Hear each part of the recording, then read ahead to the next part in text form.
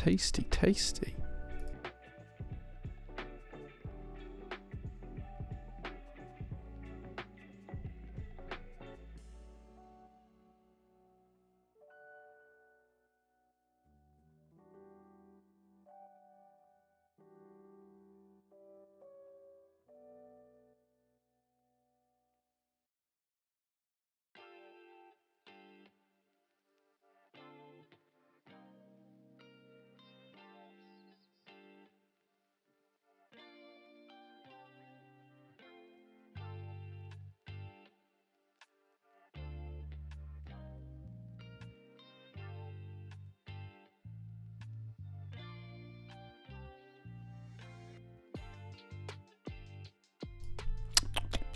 Tasty, tasty.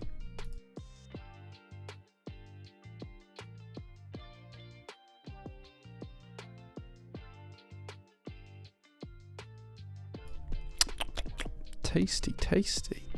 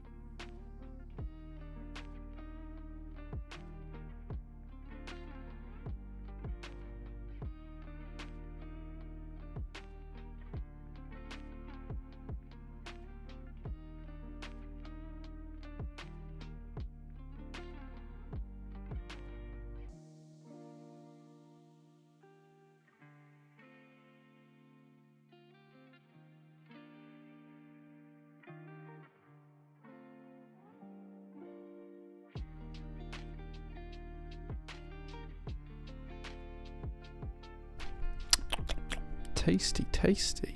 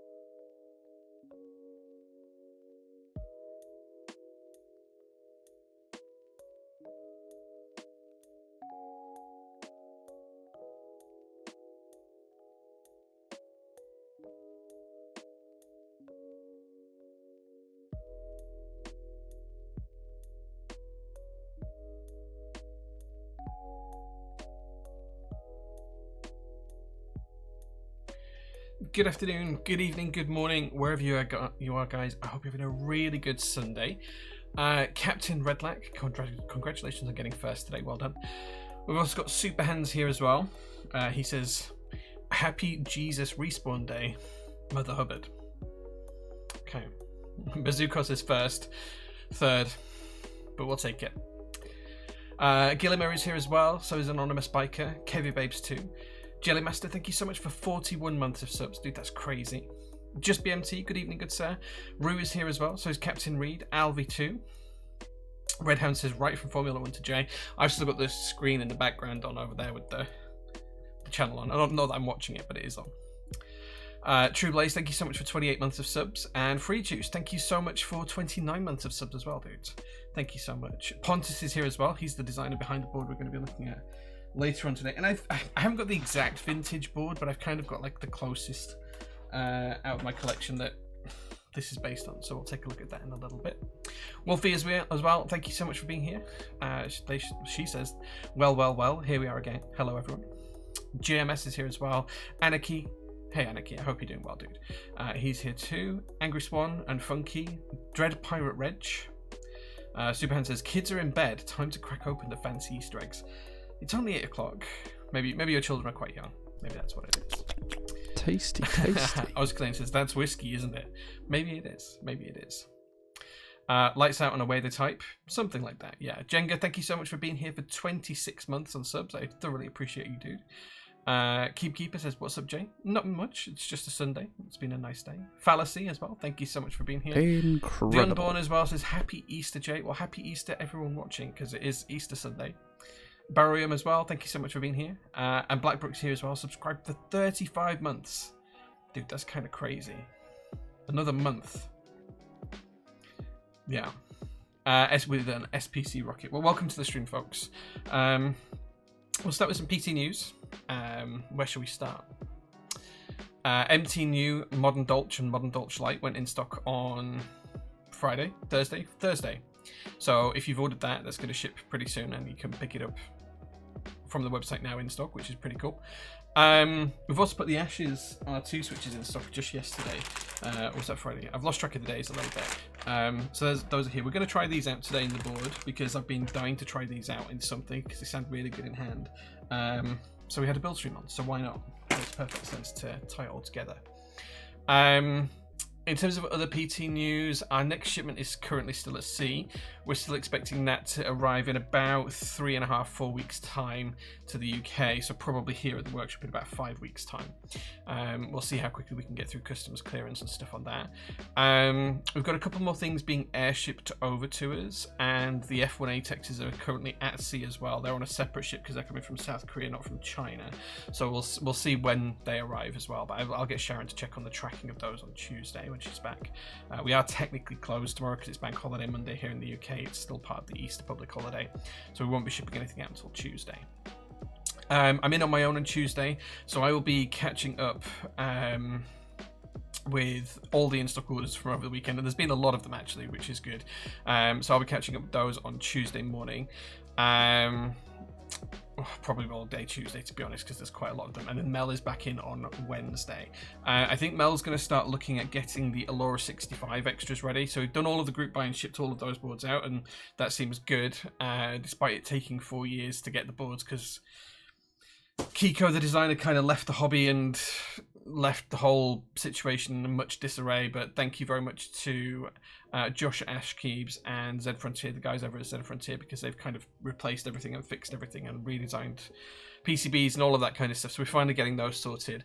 But we just need to sort through the extras and figure QC out for the extras and what failed QC and what needs to be recycled and all of that kind of stuff. So yeah, looking pretty good on that front. Once that's done, we don't have anything else here that we can actually ship out from a group buy perspective, so we are back to looking for new products and fixing up things on the website. So I'll finally be tackling again the contextual filters on the website as well, which should be quite good. Did the camera just zoom in there? I did not touch it. I did not touch it. So yeah, so we've got all of that kind of stuff coming as well. We've got a ton of more in-stock stuff coming. Nothing that I can share just yet, but there is a ton of in-stock stuff coming. Key sets, desk mats, artisans, and switches, and some keyboards as well, but not too many. Well, quite a lot of keyboards, but not too many different types. So watch out for those too, because we'll be sharing details on those in the next couple of weeks. But yeah, we're kind of pretty much in a it could be adjusted base zoom actually, yes, on the camera. But we're kind of much in a good position here at PT at the minute, because we're right on the cusp of being able to sit down and start to set out a strategy for the next 6 months. Incredible. So yeah, we'll figure it out. We'll figure it out. But there's lots and lots to come, and lots to come here at the workshop, because there's a lot of changes we need to make here at the workshop as well. So there's going to be some kind of planning around that and figuring out how that's going to work, and making some stuff as well. I finally want to get back to making stuff on the laser. Incredible. I have an idea for some pretty cool products that are coming soon. Hopefully you guys will like them as well. We'll maybe be able to show them on stream next week if I get a chance this week to build them. And then the other thing that we have to do is our annual accounts.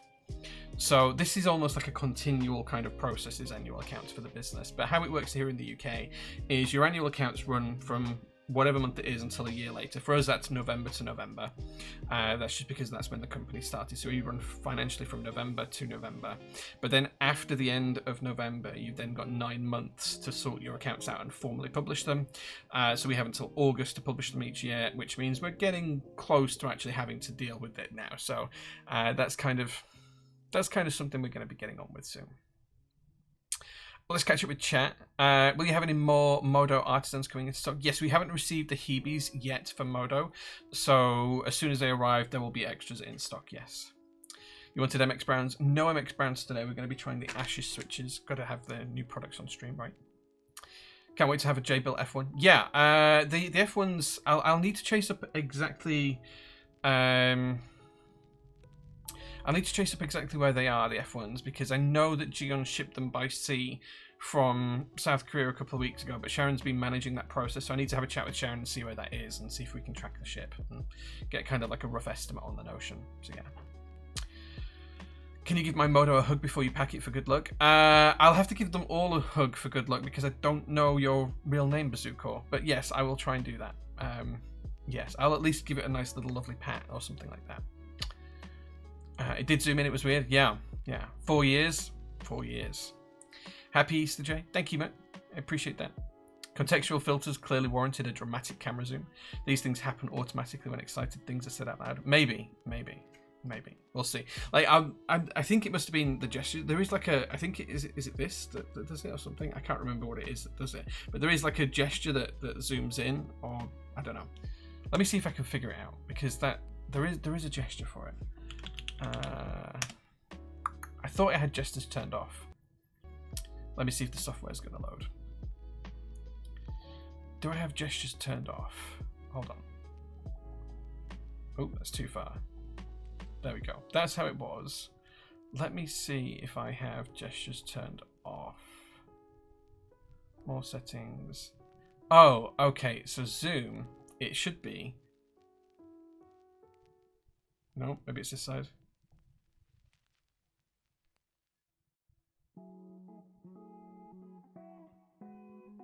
Oh, there we go.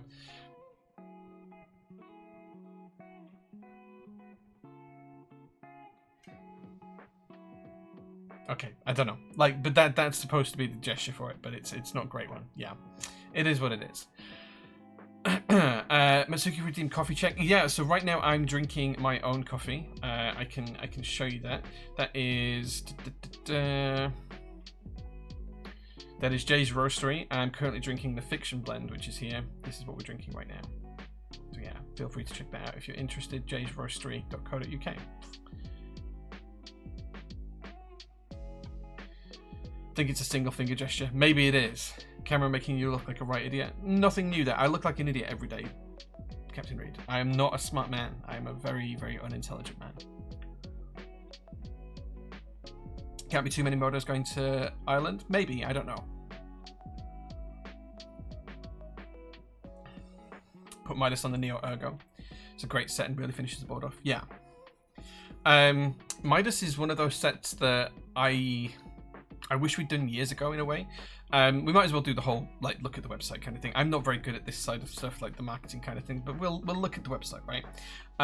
Because Cap Midas is in stock right now, and it's one of those sets that kind of like it's like the black and the gold, or the beige and the gold, the black and the gold alphas, or the beige alphas, the white alphas, and it's one of those sets with the gold that it just looks so good. Look at this. Look at this. It just looks really, really nice. Like this is really cool.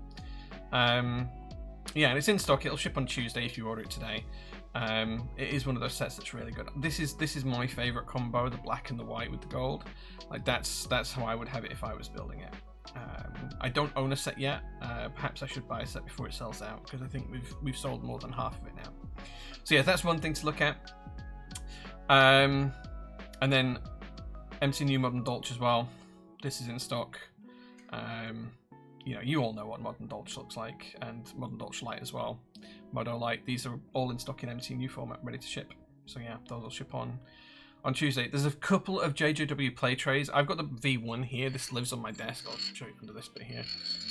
It lives on my desk. But I've been tempted with one of the round 2 ones just because of the little lid that you can pop open. This is like a little lid here that you can pop open and still spin your ball around. But yeah, we've sold out of most of them, but there's a few left. Mostly the engraved ones left, I think. Yeah, the pink is the best color, so I don't know why that hasn't sold. It is the best color by far. Yeah, what's up right now as well? PBS MV Classic. In terms of group buys, just to call out, we have got the QK Alice Duo keyboard in group buy right now. This is a beaut. Like, I am absolutely picking one. I'm waiting for a sample of the board to arrive, but I'll absolutely be picking one up myself as well for personal use. Although I haven't decided on a color yet. I'm tempted with the green, but we'll see. We'll see.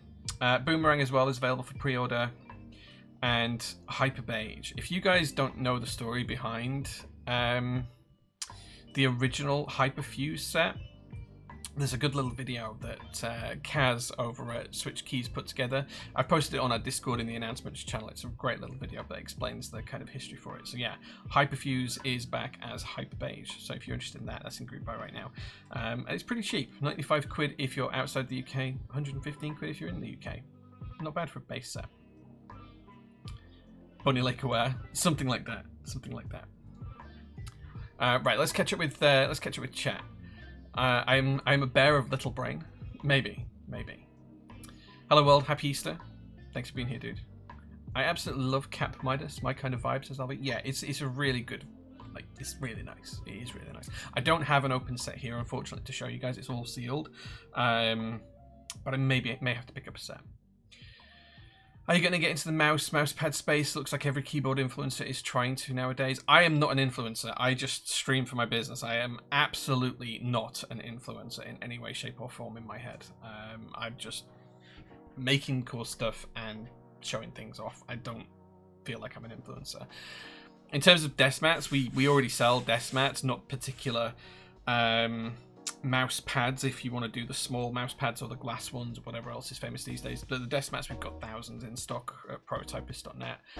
Mice, we've done custom painted ones. I don't think I want to get into the retail space for mice. That doesn't feel like it's a good place to be. Not for me anyway. So yeah, there's too many big companies that would just absolutely flood us out of the market. So yeah, unless we could come up with something really cool, I can't see it at the minute.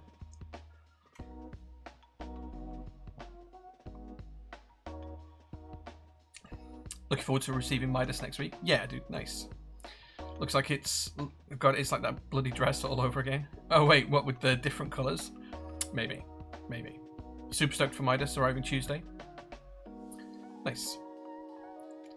Going to put on the Neo 65 CU grey and gold. Good value kit and ISO UK. Yeah, so Midas does have ISO UK in the base kit. Oh shit.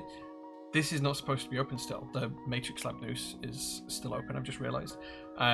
This was supposed to close the other day. It's the Matrix board with the kind of like piston arm in it.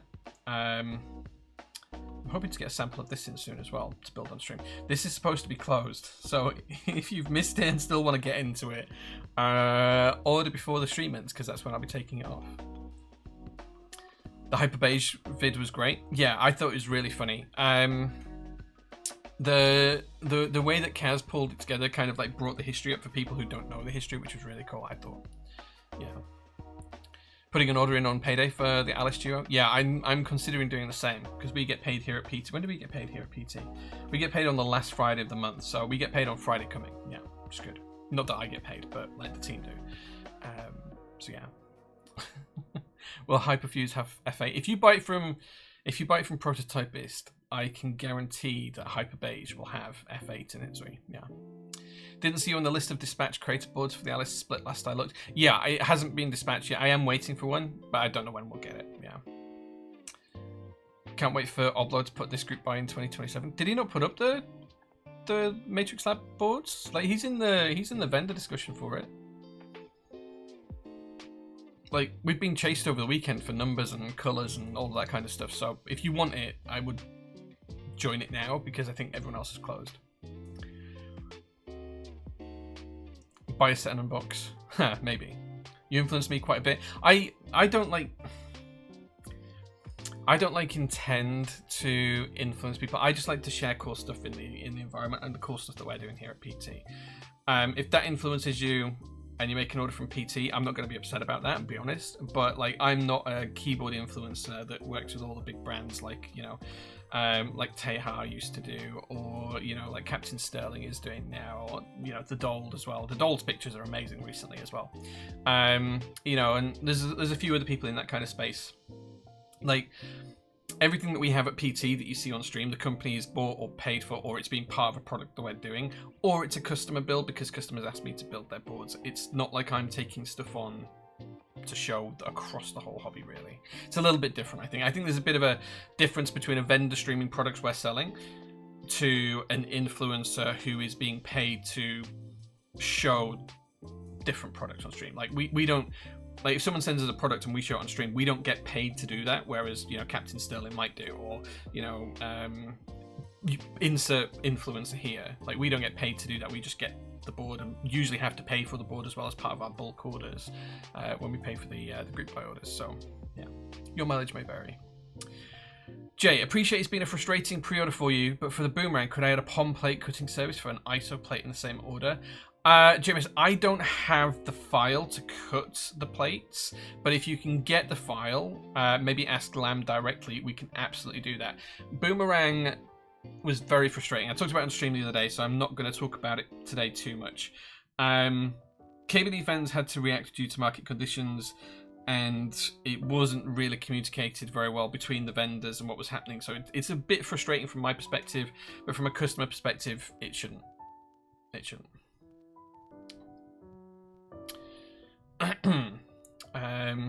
Oblo still have it up, giggle. Oblo haven't closed it. Okay, cool.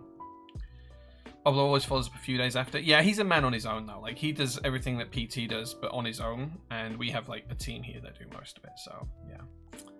Who A closes a group by a weekend and B closes on holiday weekend in most of Europe. Yeah, well, this is true. So this is what people who are outside of the UK and the EU don't really understand, that public holidays happen quite frequently throughout the year, and it means we don't work because we're paid not to, effectively.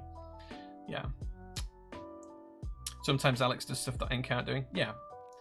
Fun question. You ever think of doing a fully built board built by you to sell? So we tried this with one of the Geeherns, I think it was, a little while back, which was designed by Biome. And the group buy sold out pretty much straight away. We had limited units for it. We ordered some extras for in stock, and when we arranged those, I think it was a Geehern. It might have been another board, but I think it was a Geehern. We kind of like had one left over that I used for a build stream where we built it, and then when we put the product in stock, every other board sold apart from the one that I'd built. So maybe not. Can also be licked. I am not Yulia, so yeah. For safety reasons, please do not insert influences anywhere. Thank you. Nice.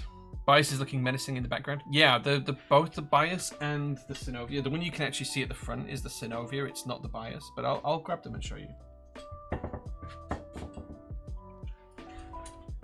This is the Synovia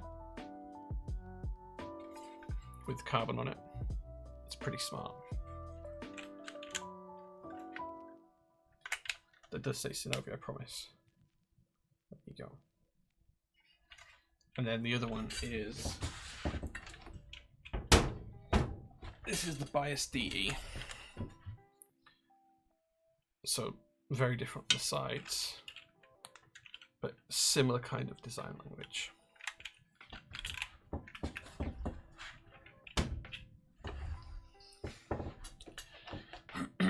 Keep Dweeb says, hey Jay, how's your day going? It's going well, man. Like, we had a really good weekend. I finally got to celebrate my birthday a few weeks late with my mother and father-in-law, so we went out for curry last night. It was very good. If anyone knows Beverly, we went to a place called Mass in Beverly. It was fantastic. And also had a few drinks, because why not? And then today we kind of had like a lazy day. Went to look at a new house that we may or may not buy. And then just had a cheeky McDonald's for dinner. It was nice. I'm still down for a JO3 curated edition with your choice of everything on it. Yeah, like I still want to do the JO3 and the JO1 final edition. The reason why those projects have been delayed is because we've had to cover the losses from so many other vendors going bankrupt and causing us so many issues. So with Lube Switches and GMK Nerve, Cactus and GMK Euler, everything else that's just caused us a ton of stuff. Like, I don't want to do those group buys. Well, I don't want to do them as pre-orders anyway. I want everything in production before I sell them. But that's just drained so much capital that I can't afford to buy them up front at the minute and spend a couple of $100,000 on them when we've got a million other things to pay for. So yeah. Really like Bayern's style. Yeah, like Bayern's a really interesting style, and now that he's not handling stuff himself, I think it's better for the community as well. When is the Synovia running? I know it was supposed to be, and then it got pulled. They're making some changes. So the board I have here is very much not the final version, from what I understand. I haven't kept up fully to date with the details that Manu and Bayern have been working on, but there are some changes coming to it, yeah. Go to Mickey D's. Yeah, we went to McDonald's on the way home today, because it's quite a big drive. It's like well, not a big drive, but it's like 90 minutes each way from where we were. So yeah. Have I missed the MT News Showcase? No, I haven't shown MT News Showcase today. We did show MT New Modern Dolch on stream on Thursday, I think it was, so you can go check that out if you need to. Your go-to McDonald's meal? Today I had a double quarter pounder cheeseburger meal with a couple of nuggets on the side. Yeah, just nice and simple. I've given up fizzy drinks, so I didn't have a Coke. I had an Oasis, which is kind of like a summer fruits type drink. Hope you get the house if you decide it's the one. Need to wait back on the mortgage advisor. Need to wait back on a few different things. It is not a done deal. And then we'd have to sell our house and move and all of that kind of stuff. It's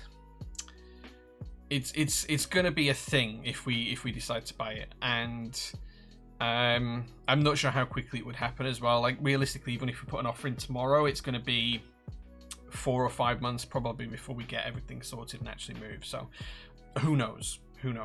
Need to wait for the mortgage advisor to come back, and then we'd have to pay for some surveys. Well, we need to wait for the mortgage advisor to come back. We'd then put our house up for sale and put an offer in on the property, and then we'd need to do a survey on the property and make sure it was good, and then we'd need to sell our house and arrange a date and stuff like that. So it's all kind of different things.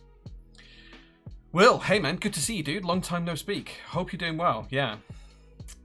McDonald's Oasis does hit different. Sure, it's fine. It's not a Coke, but I'm giving up the fizzy. So yeah. What number coffee we're on today? I think this is probably 5 or 6. I haven't really kept up. I had a dough drink on Friday with kebab instead of soda. Refreshing. Nice to have something different. Yeah, like I'm not on a health kick as such, but I've been trying to drop some weight. So I'm down. I don't know what 2.5 stone is in kilograms. It's the only imperial weight measurement I use in the UK is weight for a person. It's bizarre. So I've lost about 16 kilograms, 15 to 16 kilograms, which is pretty good going.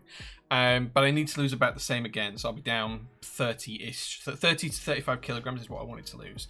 And then start to build up about 5 kilograms more in muscle mass. So, but yeah, I need to lose some weight first. That's what I've been trying to do. So I've lost that since mid-January. Yeah, so it's a work in progress. I'm feeling slimmer, svelter, better, fitter, more active. We'll see how it goes. We'll see how it goes. But yeah, I'm drinking a lot more coffee now because I'm not having the fizzy drinks, and I've almost managed to give up Haribo and sweets and things like that. I'm still maybe a packet a week, but I don't pick as much as I used to do. So yeah, it's tough. It's tough. Wolfie says, "Good lord, that's a pretty colour. The Synovia or the Bias? I actually have a Gihern on the back as well, but yeah." Black coffee, green tea. Yeah, I can do a black coffee first thing in the morning. I tend not to be able to do black coffee after that. Like, my stomach just needs something in it after that. So yeah. Names are hard. The orange. Yeah. So stop sending J sweets to the office. Since someone gave us a big box of Twixes at the open date, no one has sent us sweets, I don't think. Which is good.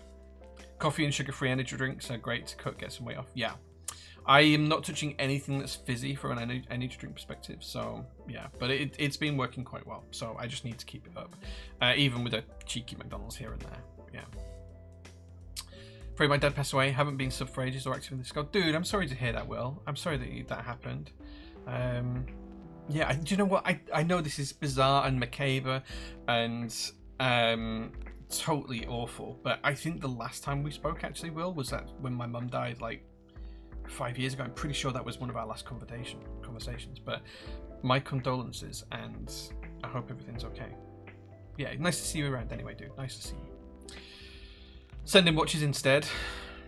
Mr. Kalane, who is in chat, was a bad influence this past week because now I have this on my wrist. This is the Omega Swatch pink moon phase, and Mr. Kalane was an enabler, let's say. Yeah, he was an enabler. I'm just going to leave it at that. He was an enabler. And I'm not sure it was free will. I'm pretty sure our conversations were very, very much pointing towards you influencing Mr. Kalane about that. And I know I've just realised I need to respond to some messages you sent me today. But yes, what actually happened here in my memory, and memories are fallible, so this may be wrong, but effectively what happened here was Mr. Kalane knew that I wanted this watch, and he would tease me in Discord saying that he was going to be pretty close to the Swatch shop in London. He did that a few times before I went to Barcelona, and I was in Barcelona with Mr. Blackbrook, and we did actually look in the Swatch shop there to see if they had it. I said, if they have it, I'll buy it. If they don't, I won't. They didn't have it. And then as soon as we got back, Mr. Kalane was again messaging me and saying, I'm near the Swatch shop tomorrow. Would you be interested in me popping by and seeing if they have it? So I feel like this was force majeure, right? It was pushed on me. I had no choice. Time to buy all of the moon phase watches now. I have all of the moon's watches. I don't want to get into a contest of trying to get all of the moon phase watches. I cannot afford them. I cannot afford them all, especially if I'm buying a house. Because trying to convince the mortgage broker that I, without an income, have enough of an income to be able to support purchasing a house is enough of a challenge already. Never mind trying to prove that I'm not being remiss with money each month.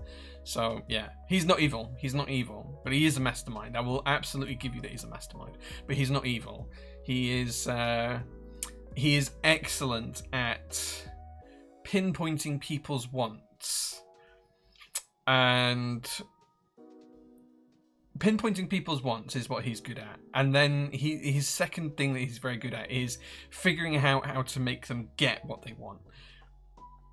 Outcome focused. Yeah, I mean that's probably that's probably the nicest way of trying to say it, right? Have you seen the Blanc Pan swatches? Yeah, I have. I don't want to get down that rabbit hole either. If you guys don't know me, I have a really addictive personality. That's why I've got 300 keycap sets there, a couple hundred keyboards lying around in the office. It's why I have dozens of watches in the corner. It's why I have maybe 50 packs of playing cards that are in these little tubs at the back here. I have an addictive personality, and it doesn't matter what it is, I can sometimes find a way to get addicted to things. I have to make sure I channel my addictions into the right things, not the wrong things. Because it could very easily, and has been in the past, alcohol and things like that, and I've had to really challenge my approach to that. Not in a bad way, but yeah, it's been interesting. So people just like saying, here is a nice watch, Jay.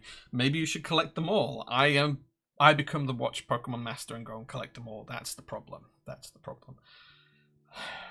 Having something unfinished is difficult. I hyperfixate on my hobbies. Sometimes my hobby is just collecting things, not necessarily the hobby itself. Like the playing cards, I collect packs of playing cards because I like the designs, but then I never open them, I never actually look at them, and I never play cards really. Like, if I'm going to play cards, it's probably going to be on my phone rather than in real life. So yeah, it's a different thing. Wonder if you could wear all the watches at once. Your arms may be thick beyond the wrist. I could not wear all the watches at once, no. I have quite thick wrists as it is anyway, so I'd probably get... But I wouldn't have enough arm space. I'd have to use leg space as well, I think. Been diving back into Pokemon cards, again after not wanting to get too much more into the keyboard world, and then the QK Duo went into pre-order. I know that feeling. I came into possession of about... I want to say 100,000 Magic the Gathering cards not so long back. And I daren't open the box. Because if I open the box, I'm going to get sucked in. And I say a while, it's probably just over a year ago since I received this box. And I kind of put it out of my head. Just give them to Black Brick, problem solved. I'm just gonna I kind of put it out of my head because if that, from speaking to Black Brick, because he went to the Magic the Gathering shop, and I purposefully chose to go and have a nap rather than go to the Magic the Gathering shop, because if I'd let him talk to me any more about them, I would have spent a ton of money. I could feel myself falling into it. And then he came back to the hotel room, and he was so excited showing me some of the cards he'd bought, and I could feel my brain turning over inside, saying, you need to start this, you need to start looking at this, you need to start looking at this. Jay, what are you doing? Why on earth are you not buying these packs? Why on earth did you not go to the shop with him? Why on earth are you not asking Chris for some spare cards to start playing with, to understand how the game works? Why are you not asking 1,000,001 questions? And I had to kind of like really dial myself back. It is... I can feel it coming. If you open the box, you're going to get a mortgage, is what you're going to get. No, I'm not. That's not going to help me with my mortgage, unfortunately. Magic the Gathering have been cooking lately with Marvel stuff and Doctor Who. I saw the Doctor Who ones in the window, and that instantly made me want to get into them. A stack of Star Wars playing cards that I've never opened, because I have a bunch of Star Wars stuff. I collect watches too and have around 20. Usually I wear my Apple Watch or 1 to 2 others. I change watches probably 4 times a week, and wear different watches.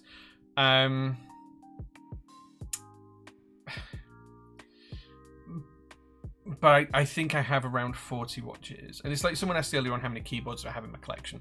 I don't know. At one point it was north of 450 in my personal collection, not the company collection. I have sold quite a lot on the private market. So I want to guess that I'm somewhere in the region of around 300 to 350 right now, but I don't know is the real answer.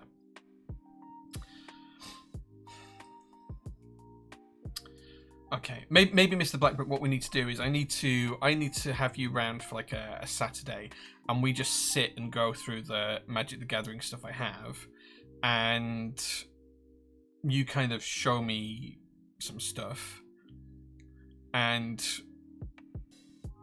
we see what's what.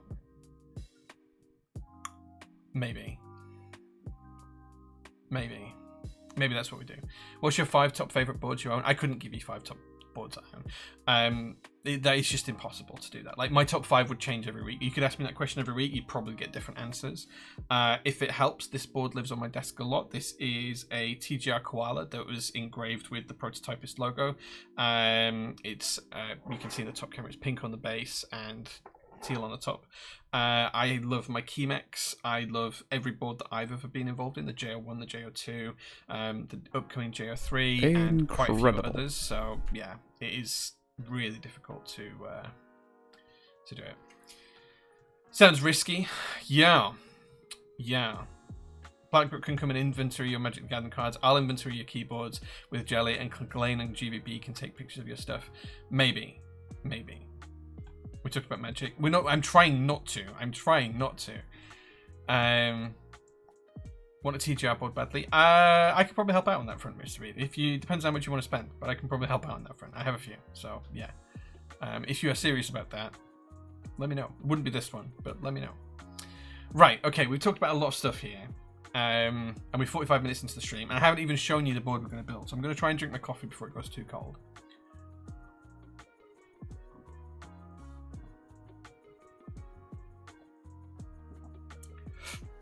Just need a unicorn and the 21XX. Actually, Pontus, if you're still in chat, do we call it the 21XX? Is that how you're pronouncing it? Or am I missing something there? Also, he's DM'd me. He's just DM'd me to say he's available on Discord if I need him. You call it the 21XX? Yeah, sure. Okay. We'll go for that. Didn't see anything in the sheet. There's lots not in the sheet. Yeah, I think the sheet is very old and out of date and needs to be massively updated, but we'll get around to it at some point. Let's build something. First, it's the Bontus 21X. Is that like the ball Allen? Actually, I shouldn't really do this on a prototype stream, but Sand Keys are like in their last week ever of trading. Maybe go check him out and shove Paul a few quid, because he's a good guy. And he's closing his store down because now is a really bad time for vendors in this hobby. Yeah, it's a really bad time for vendors. Okay, right. Let's start to look at some keyboard stuff. Bad time for sure. Yeah, I think one of the things that people haven't realized and cottoned onto in the hobby right now, this is me going off at a tangent again, is vendors around the world are struggling. PT is really lucky. We've kind of hit like a plateau and we're kind of leveling off and we're doing okay. The only vendors that are seeing growth are ones that are maturing their market share from other vendors. So they're seeing there's a small number of vendors that are seeing some growth, and that's because so many other vendors are going down. So it's not real growth, it's just gap growth, which is not sustainable, not real, and is very dangerous. But yeah, tariffs are a big reason for vendors having a bad time. Manufacturing costs going up around the world, energy prices soaring almost everywhere. Shipping costs increasing massively again. Not as bad as COVID times, but shipping prices are going to go up this year, and it's not worrying me yet, but it's getting to that point. Were vendors doing good just a month ago? Probably not. No, I think overall the trajectory for the hobby has been at a slight decline for the past 18 months, and it's just kind of dropped off a cliff with the tariff situation mainly in the past month. The reason for that is the US is a very consumer-centric market, and it is it's the biggest consumer per person in the world anywhere, and the vast majority of the keyboard hobby in terms of meeting MOQ, from GMK group buys to keyboard group buys, is propped up by the US market. So if all of the other vendors, if like you've got a 500 MOQ to reach, let's say for a GMK set, and you have to buy 500 of them to get it made at the retail price you're aiming for, probably 250 of that will be in the US, and each vendor around the world that's in all of the other 10 or 12 areas will do somewhere between 10 sales and 30 sales each, and maybe a maximum of 10% of the US sales per vendor. So you kind of like get this position where most of the keyboard market is propped up by the US vendors. So what's going to happen is a lot of products that were already in production are going to be fine, and everything's going to seem fine for a little bit of time, until all of a sudden new group buys don't get made, they don't hit MOQ, the capital that you'd plan to invest in those is now taken up with something else, or you're having to over-invest capital to get things made, which is what happened during COVID and why Mexico failed, because things aren't hitting MOQ, and there's kind of like a whole raft of different side effects that are going to come off the back of this. And a couple of vendors reached out to me a couple of weeks ago and said, oh, we're doing really, really well in X area. We've actually seen growth in the past 3 months. And despite my best intentions of trying to say that's not real sustainable growth, this is you seeing you accommodating a gap in the market because someone else in your area has gone under and has collapsed. It's not real growth from your business's perspective. The market isn't growing, the market's shrinking and contracting. It's led to some strained conversations because they don't see that, and they just think I'm trying to piss on their bonfire in some respects, and I'm not. I'm trying to get them to be wary and careful rather than, oh, this is the new normal. It's going to be difficult. DHL just stopped providing express shipments to the US over 5k. It's over anything over $800. DHL told me anything over valued over $800 they won't take to the US right now. We got the email on Thursday last week, Thursday last week. Not that we use DHL anymore. Which is about 600 quid given exchange rates right now. So that's kind of challenging. UPS is still fine to ship. We haven't noticed any customer get imports or tariffs from anything we've sent from Prototypist in the past. Well, no one at the minute, since tariffs were introduced, has actually been impacted by them. But we are expecting it to start to happen at some point soon. So yeah, 15 boards in group buy at the minute, and these tariffs are going to kill me. I've put buying on a hold. Well, so if you've already bought them, you shouldn't have to pay anymore unless they're being shipped from overseas to you directly. So if you bought them from KBD fans and it's shipping to you in the US right now, then you will see a tariff increase, yeah. But otherwise, the vendors will have to swallow those tariff increases. New GMK sets will take a huge hit because it just won't be the profit margins for it to make sense in the US due to tariffs. Yeah, so some of the US vendors, it's probably not my place to give you like numbers and percentages, but some of the US vendors are trying to kind of plan for this and bake that cost into it. You might see, for example, on Hyperbeige that there is different pricing around the world now. It's not kind of like all somewhere close to the US price converted into the local currency price plus or minus local taxes. It's kind of like a bit different now. And that's because some vendors are trying to figure out where tariffs are going to put them financially. I think that some of these vendors are trying to swallow some of the cost and help, and customers pay for some of the cost as well. So trying to absorb part and add on part, but I don't think that's sustainable to keep absorbing it. So we'll see where it ends up. But the landscape has wildly changed every single week in terms of tariffs. So what is correct today might not be correct this time next week. It might be something completely different. And that makes it hard to price for future products when you're saying, give me money now, Mr. Customer, because we're going to ship this in 6 months' time. That makes that whole kind of, transaction a guesswork. It's a guess framework. Yeah. Perhaps SP stuff might make a comeback. The challenge with Signature Plastics that they have to see through is the fact that they source most of their plastic from China. So it will be affected by tariffs.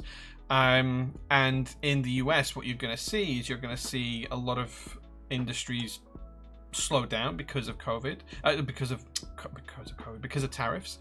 And the aim behind, let's take this back to basics. Let's step back a bit. Why are tariffs being introduced? kind of like the biggest reason. There's a multitude of reasons, but the biggest reason, the two biggest reasons is one, to generate more revenue for America from imports, and to stop all the kind of Temu and that kind of place shipping stuff to America under de minimis and kind of getting through the UPS and causing them more concerns. The second reason is to try and bring manufacturing back to America. Okay, that's the kind of the big reason that Trump has been pushing and the Trump administration has been pushing. They want to bring manufacturing back to America.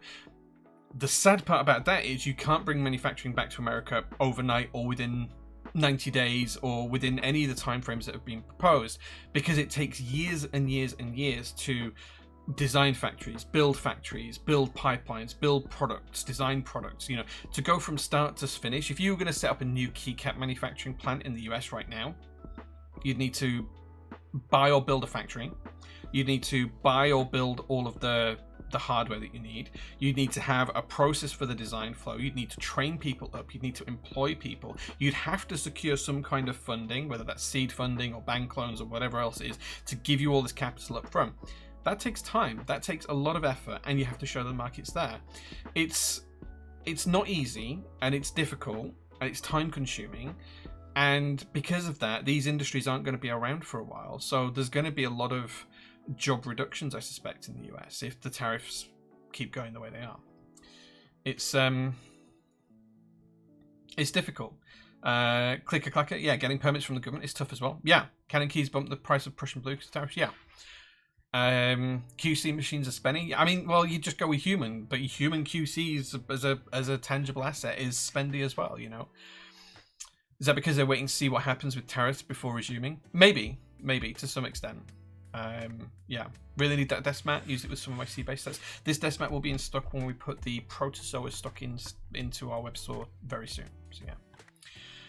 Most vendors are floating the costs to the customer, even though they already paid ahead of time. A couple of vendors already emailed that out. Yeah, so they are absorbing the cost of the increase of tariffs on products already sold, which is going to massively impact cash flow, massively impact savings and capital, which will impact spending, which will mean that they can buy out less group buys, it all has a downstream impact when you're looking at business funding. It's not like a simple equation here that, oh yeah, the company should just absorb the tariffs and everything will be fine and carry on the way it was. It's not going to be that way.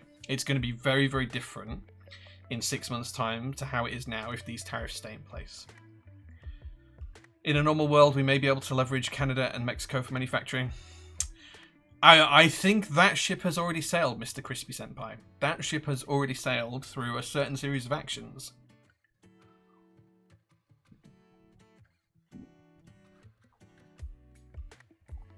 Tariffs don't benefit anyone but the Cheeto oligarchs. Tariffs done in the right way can be done for beneficial reasons. Other countries have variations of tariffs. The US already has a kind of tariff in place, right? They have sales tax, which is a state-based tariff. Our equivalent here in the UK is VAT, value added tax. It's a tax, but a tax and a tariff are broadly the same thing, but designed to achieve different outcomes. There's a whole economics kind of thing here that I'm trying to skirt the edges around. And I know that Rue is probably sat in the background going, well, Jay, that's not the case. These are not the same for these. And it's like, yeah, but when you take it as kind of an overviewing picture, tariffs are basically just an additional tax. And the whole argument that it's there to create revenue is kind of a false economy because it's just going to mean less imports. If there's less imports, that money isn't there anyway because you can't charge it if no one's importing shit. That's kind of a false economy. The idea about pushing local manufacturing, get it. Is VAT a kind of tariff? Yeah, so VAT is called value-added tax here in the UK. It's charged on pretty much everything you buy. There are some exceptions, but basically, if you go into a shop and you see a price, I can show you this on the website, I think. Yeah, so if you look at the website here, if you are outside of the UK, this part of the website will look very different for you. You will see this price and only that price. It's only because I'm in the UK that I'm seeing both of these prices. So there is a sales tax that's applied that's 20% in the UK on top of the retail price. On top of the revenue price to create the retail price. So this is the net price, this is the gross price, and that difference is 20%. Now, how it works in the UK is basically the 20% difference there. So the 60 quid, whatever it is there, £64 or £63, 33 pence, that goes to the taxman at the end of each quarter. So I have to save all those 20% up and put them in a bank account, and then each quarter I pay the taxman that. Now, the other thing that I do is whenever we import stuff into the UK, we have to pay duties and taxes for the import process. So we have a big shipment arrive. It's a container. It's got, £250,000 worth of product on there at cost price. I have to pay 20% of that cost price in VAT to the taxman. What I can do later on is I can then say, well, on all of these products, I paid 20% when we imported them, and then I collected 20% from the customer during the sale, so I can offset A against B, and that means my tax bill's cheaper because I paid some of the tax in advance, in effect. It's a kind of tariff, but it's used in a different way because it's on everything that's sold in the UK, or almost everything. There are some certain exceptions like biscuits and coffee, as long as it's whole beans and not ground, and some other things as well are tax exempt, like ladies' items and things like that, like ladies' toiletries and stuff. Some of those are tax exempt as well. But yeah, VAT is kind of like the US sales tax, which is kind of like a tariff. The tariffs that we're talking about from the Trump administration, though, are very targeted and specific tariffs. They're closer to what we have in the UK that's called duty, which is when you import something, you have to pay a duty for it. Now, most keyboard stuff is duty free here in the UK. There is 0 rated for duty, but you still have to pay the VAT. A couple of examples of things that aren't 0 rated are desk mats. Because these have a high rubber content, they technically attract a duty charge on them if you declare it correctly, which we at PT do declare everything correctly. I know every other vendor in the UK does not do this. They declare it as a keyboard item, not as a desk mat, which is a very grey area, but I digress. So we have to pay a duty. I can't remember what the percentage is. I think it's like 8% or something, because these are heavily rubber based. So that's an additional cost to us. So yeah, books are also VAT free. There's so much more. Why does VAT feel so much more oppressive than a sales tax? It's no more oppressive. It's baked into the price. Most people don't even realize they're paying a tax because it's baked into the price. So when you go to the checkout in the US, Crispy Senpai, you'll get to the till, the register, and you'll have picked up your chocolate bar and it'll say $2 on it. But then when you actually pay for it, depending on what state you're in, that might be $2.30 or $2.50 or $2.10. Here in the UK, it would just be £2 or £2.10, whatever the price was, and you wouldn't see that tax. You don't have to do anything with it. It's already baked in. You don't have to worry about it. If you need a VAT receipt because your business, it's a different thing. But as a customer, you just pay the price you just pay the list price. That's it. Simple as that. You're reminding me I need to get my local coffee shop owner to source me a Comandante. Yeah, nice. So glad we don't have to work out VAT at the till. I'd be rubbish at it. Yeah. It's also a flat fee. It doesn't change per state like in the US, and it's included, but in the US you have to add it manually. Yeah, that's what I was just saying, Will. Yeah, so it's significantly less oppressive than sales tax because it's already baked in. And in the US you have state taxes and federal taxes, and you also have to do your own tax returns at the end of the year.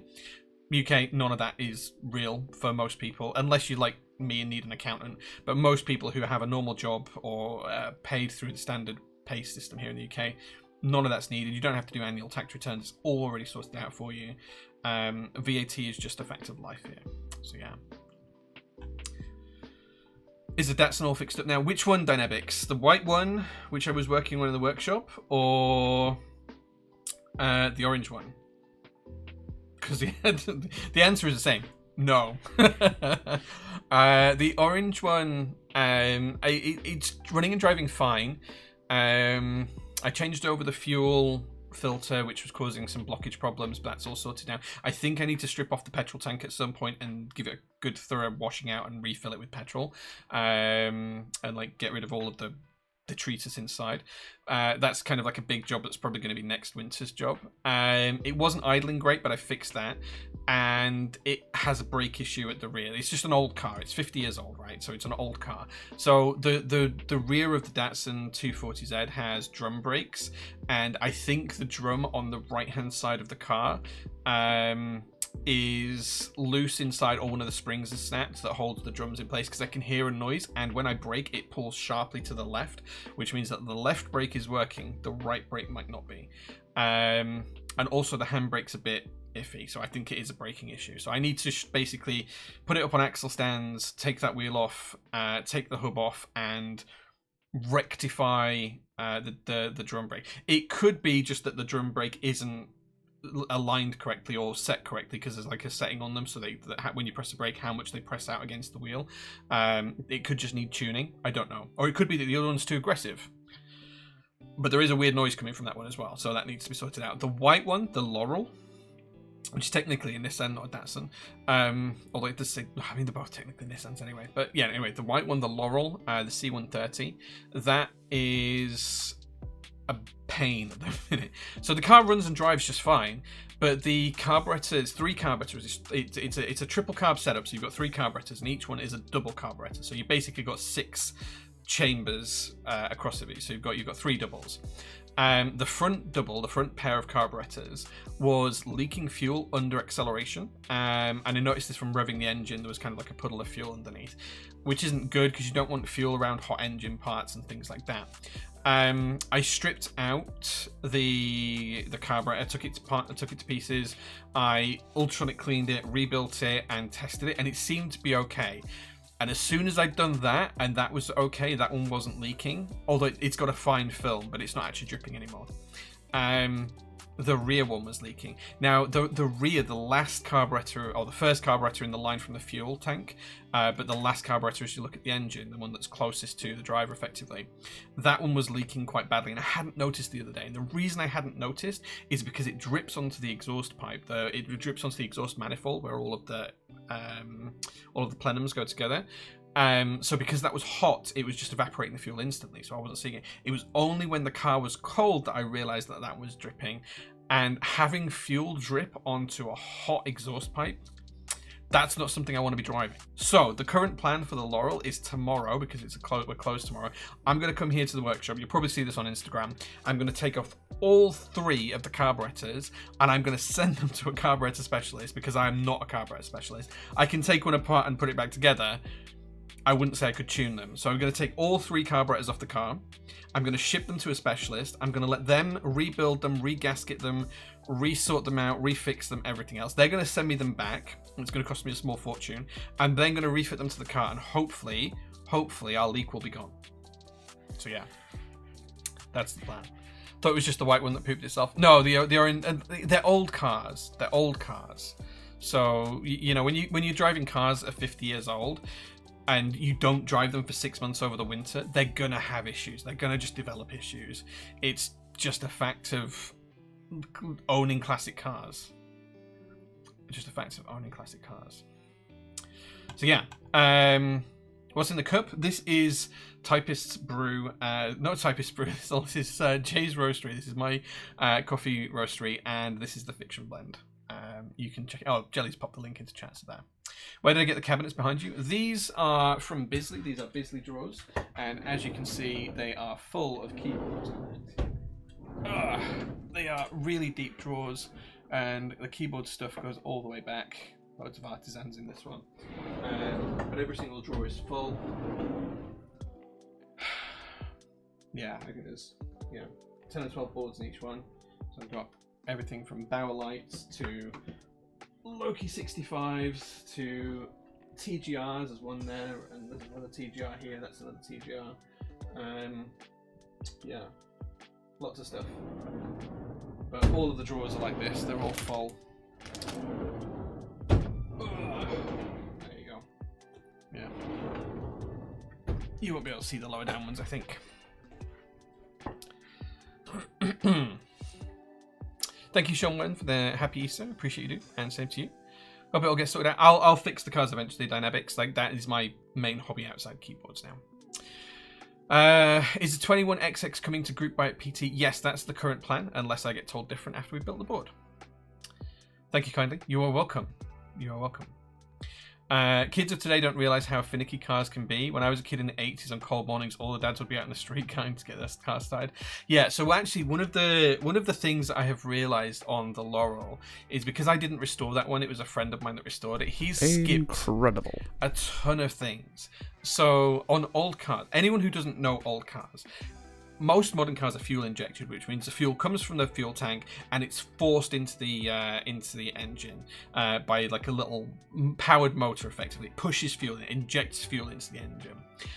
Old cars tend to work on what's called a carburetor, and carburetor is basically a block that you pump fuel into, and it holds fuel into it, and then as you rev the accelerator, it opens up a valve, and that valve then generates pressure through it's basically a Venturi tunnel inside it. So if you've ever seen Formula 1 cars, the same reason Formula 1 cars stick to the road in the current Formula 1 rules is that the reason why carburetors work. Anyway, so the fuel is basically then sucked into the engine through these carburetors, and you kind of have like a little trumpet on there as well. So the fuel's sucked into the engine through a carburetor, but you have to tune them specifically. With a modern injection system, you can just say, oh, inject X amount of fuel at such a given accelerator pressure. Dead easy. It's a computer. You tell the computer what to do, it happens. On carburetors, it's much more manual. So as you press the accelerator, it lifts a pin, and that pin then allows fuel to move into a channel, and then the Venturi tunnel, because it's sucking air through it, will then inject that into the engine as a fine mist. It'll caramelize it into a mist, and then it will provide ignition in the engine from the spark plugs, which is what spark plugs are for. Very high level stuff. So they're a lot more finicky, and one of the things that happens is when it's cold out, you need more fuel in the mixture and less air in the mixture to be able to get that spark to ignite, because the fuel's cold, it's more dense, it's harder to ignite, so you need more fuel in the mixture and less air. The hotter it is, conversely, you need more air in the mixture and less fuel. So old cars, as well as having the accelerator which spurts the fuel into the engine, also have a thing called a choke, which allows more fuel to go through. So you would open the choke, and as you open the choke, it would choke the airflow into the engine but allow more fuel in, which means you've got a richer fuel, which means it sparks more easily. And you do that on cold mornings because you just need more spark on a cold morning. Yeah. Anyway, it's one of those things. The fact that you're having to explain what a carburetor is makes me feel so old. Yeah. What size are the drawers? A0? They are A0, yes. They're pretty big. They're the Bisley cabinets. I actually had the Bisley cabinets changed from the front of the drawers. They do a service where you can customize the drawers. So the Bisley cabinets are standard, come with like a lip that you put your fingers under. I didn't like that and wanted handles just because of the weight these drawers are taking. So they did replace the front fascias for me, which was really cool. They're very, very good to reach out to a Bisley UK. So yeah. When will I be getting my second one? Second what, Sean? Second what, dude? You got the pink moons watch after all. How do I like it? Dude, it's phenomenal. It's so nice. Oh, we've got the screen back up. It's such a nice watch. I'll take it off, actually. It's easy. It is such a nice thing. Yeah. Such a nice thing.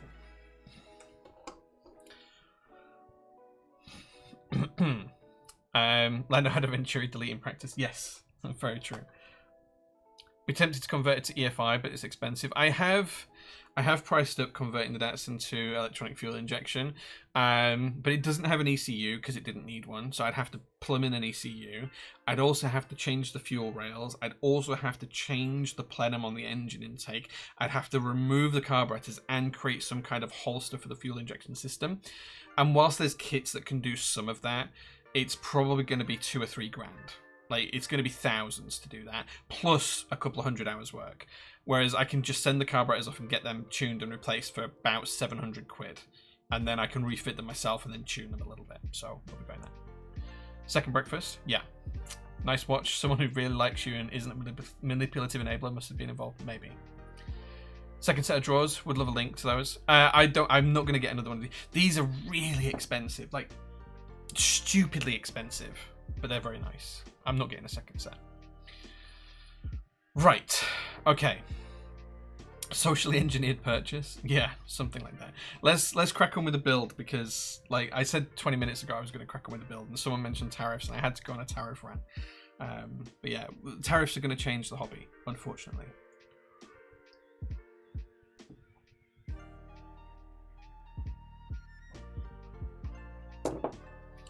Yeah, and my advice to any vendors out there that think they're seeing a bump in sales, just be wary. Just be wary. I'm not pissing on bonfires, I'm just... be wary. Right, okay, so what we're going to build today. We're going to be using these. These are the new Ashes R2 switches. They've got a lovely orange top and a grey housing. I'm going to zoom the camera in a little bit because the lights only light up to about here. Above there, they kind of don't light up. So you need to be able to see. So these are the new Ashes switches R2 made by KeyGeek. Camera, please. Camera, please focus. There we go. So these are grey housings with orange stems. We've just put these into stock. These are the 52-gram variant. There is a 42-gram variant as well. I tend to prefer a heavier switch, but they're factory lubed and it feels incredibly consistent. I've been really happy with them, like playing with them in hand. So it's time to put them in a build. Those are the switches we're going to use today. We need to get trumps into keyboards. We're going to use some Type Plus stabilizers. Again, these are in stock at the moment if you're interested. And they seem to be staying in stock this time, which is good. I don't have pricings yet for the 21XX at the moment. So this is just a standard size set. This is what we're going to use today for the Type Plus. All good. Yeah, I don't have pricing for it yet. Oh, we are actually also going to do a giveaway for this solid silver keycap as well from Key Gems. Not Key Gem in Germany, this is Key Gems in Australia. So at the end of the stream, we're going to play marbles, and the winner's going to win this, which is a solid sterling silver keycap. So there you go. This is going to be up for grabs later on. It is pure silver, polished, and we're going to give that away on stream by playing marbles after we finish the keyboard build. I'm just going to leave it there to remind me. KeyGeek is very good. Just got some oats and keelings. They're great. Yeah. We had the KeyGeek shark, pom sharks in for a little while, and they've been good. And I wanted to try these out, and really happy with it. Any leaf ticking on the KeyGeek switches? Not that I've noticed, but again, I haven't built a board with these particular switches yet, which is what we're going to do today. So let's see. Do I have a good keycap set that will fit the 21XX? I do. I don't know where I put it actually, but I do. Where did I put it?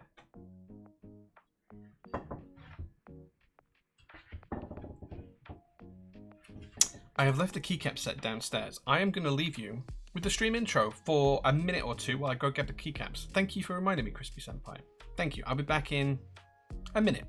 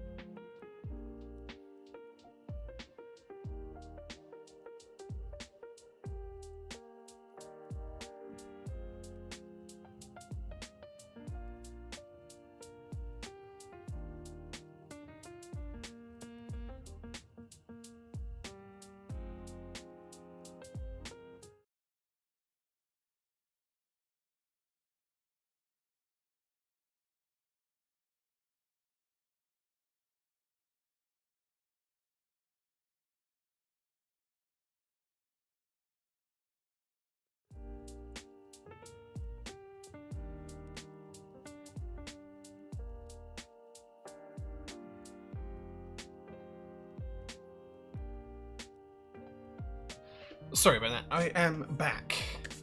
De-jumping as well because I'm getting quite hot. Right, so yeah, keycaps. What are we going to use today? As we're building a board inspired by vintage keyboards, we're going to use these. This is the JOG set. There's details. This is my take on a modern version of old school cherry die subs. So this is what we're going to use. So if you've ever heard of cherry die subs, They were basically the cherry keycaps on a lot of vintage boards, and that's what I tried to replicate as closely as I can, with the addition of the cool Windows keys and a few other things, including UK ISO and a ton of compatibility. So that's the set that we're going to use today, because it'll just match the vintage appeal.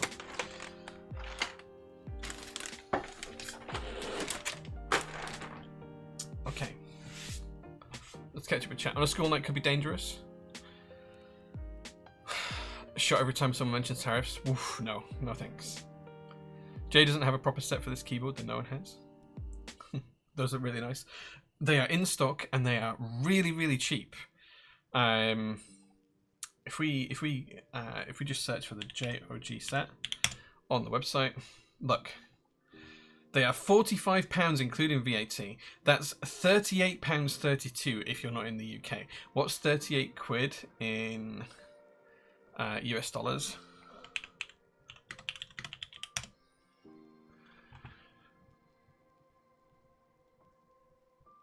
They're less than $50 a set.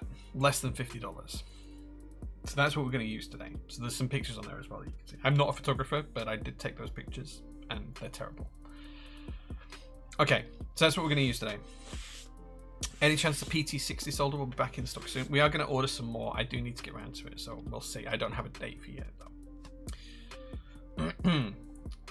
38 quid, $50 in USD. Yeah, they're pretty cheap, and you get a ton of compatibility in them. Right, so that's what we're going to do. And in terms of the keyboard, I'm going to show you this first. This is the closest I have to the board that this is based off of. And Storesness, if you're watching, I finally dug it out, and it was for this stream. I'm just going to zoom out a touch. There we go. That's probably a little bit better. So this is one of the old school cherry keyboards. This actually has German language keycaps. These are OG cherry double shots. So this is the vintage board. It's a little bit grubby. It has got some really cool features. So you'll see that it is Winky, has an R5 bottom row, and it also has these really cool keys up here, which are technically re-legendable, but these have die-sub legends on them. And there's also layer keys. So I don't know if you can see this on here, but layer 0, layer 1, layer 2, layer 3. This is how you would select the layers, and then you could hand write on this card on each layer what each key did. So this is all original, slightly bent in places, but you can go down to say, oh, layer 4, well, this key did that, and that key did this, and this key did that, and that key did that. And so you could have multiple things that you could do with it, and you can have all these different layers, which is really cool. So yes, this is kind of like the board that sort of, it's not the exact board that the Pontus board is based off of, but this is pretty cool. This is the HCD, I believe, off the top of my head. Yeah, so this is the cherry article code GT2100 HCD. So there you go. The H means it's double shot keycaps. The C means it's Cherry MX Blacks from memory. And the D is the layout, which is German. D is German. So yeah, so this is kind of what the Unsaver project was sort of replicating, or it's the closest I have to what they're looking at. So you can see this has got some really cool design features. It's a pretty old board. It does still work, actually. I have a DIN connector somewhere to plug it in. It does all still work, and it does have one of the uber rare cherry keys. This is an OG key with the shine through keycap as well. So when it's plugged in, that lights up, and that's got a super black underneath it. So that's super heavy, and so does the layer key. Everything else is quite light, but that is a really heavy super black, and so is that. This is all original, never been used. Well, it was used in an office, but it's almost new. There's very little shine comparatively on the keys, just the standard shine that you get. It has been used a little bit, but not a ton of stuff, because the texture is still there on these, which is really nice. So yeah, pretty old school. And that is what this is aiming to replicate in some ways. So this is the board. It already came built But we are going to rebuild this bottom section. We're not going to rebuild the top section because I don't have a spare PCB for that, but we are going to rebuild the bottom section. So you can see kind of how it was based around it. You can see kind of some similarities in the shape. You can kind of see where that header column has come from. You can kind of see some similarities in the side profile with this lovely, lovely cherry gap here and this kind of stepped bit here as well. Just a beautiful, beautiful thing. It's also got the cherry lip on the front. You can see that by looking at it from here, this cherry lip here. Super, super cool. This board is amazing. Right, so that's kind of the history that we're looking at, and this is the board itself. So let's take this board apart. That's a Torx key. Do I have the right size Torx screwdriver here? I can't see from this angle. Right, I think that might be too big. Yes. Down to T8 maybe? T8, perfect.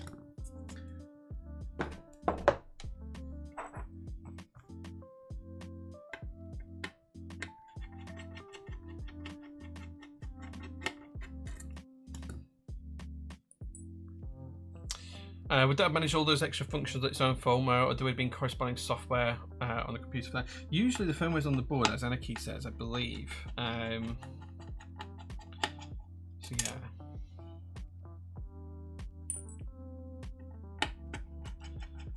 Be careful taking it apart on this prototype. The solenoid is mounted on the bottom. Oh, I didn't mean to read out the solenoid. I was gonna surprise people that it's got a solenoid.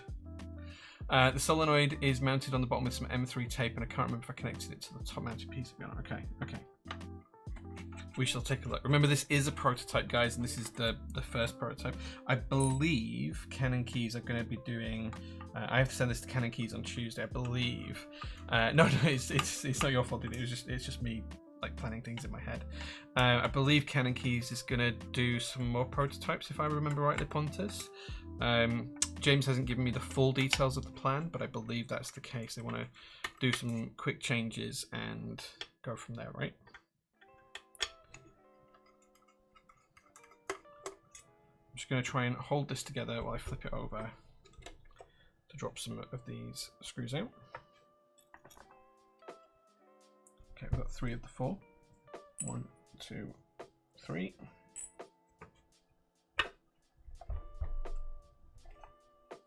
I'm just going to gently lift off the top, see if I can figure out the solenoid. And there is the little solenoid. There's the badger. Just gently detach it. There we go.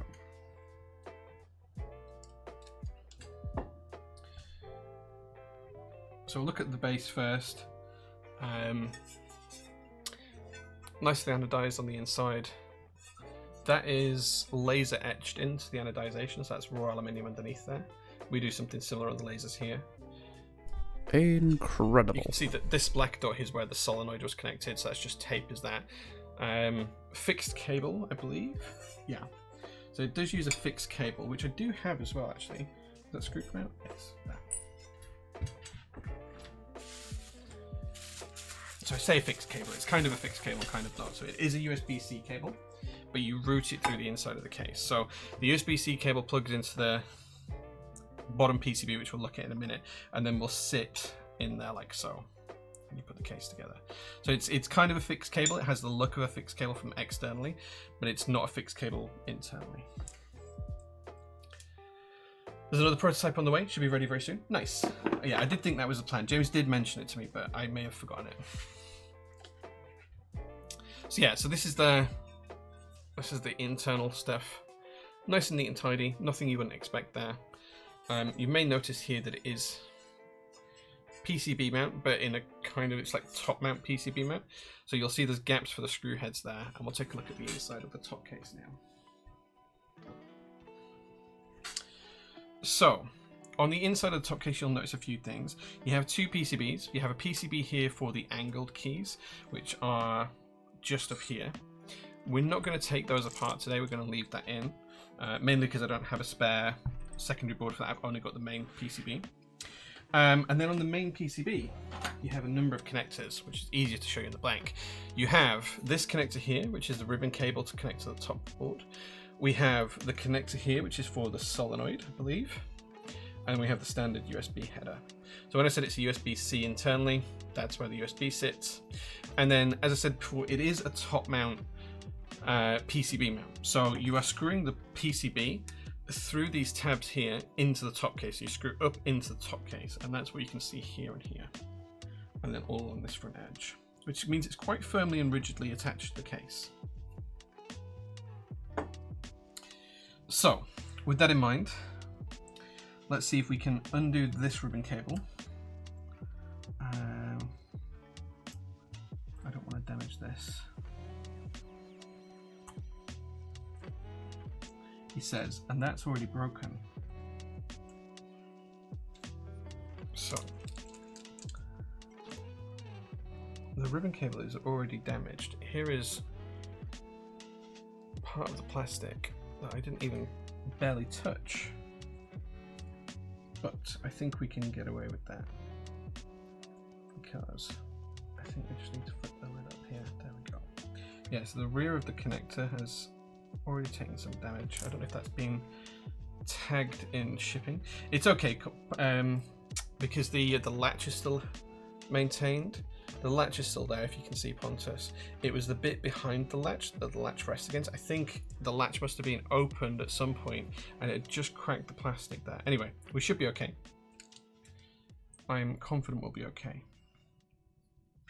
Let's get the rest of these screws out. A slightly smaller Torx screw now. Should be fine. Yeah, the cable was still completely pressed into it. Yeah. Yeah, I mean, I don't know what the plans are from a PCB perspective for this, but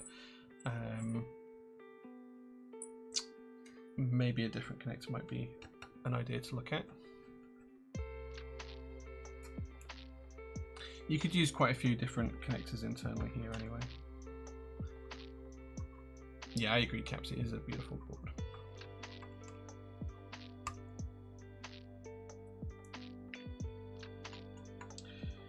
So this PCB is designed by Stipula, which is always nice to see.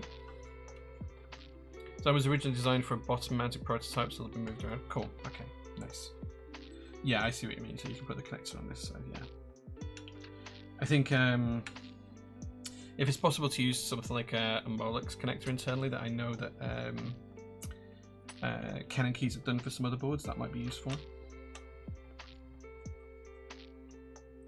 I think that this in EC would be a bit blasphemous, if I'm honest, Alvi, because it is based on a Cherry MX keyboard design. I feel like that might be a bit blasphemous.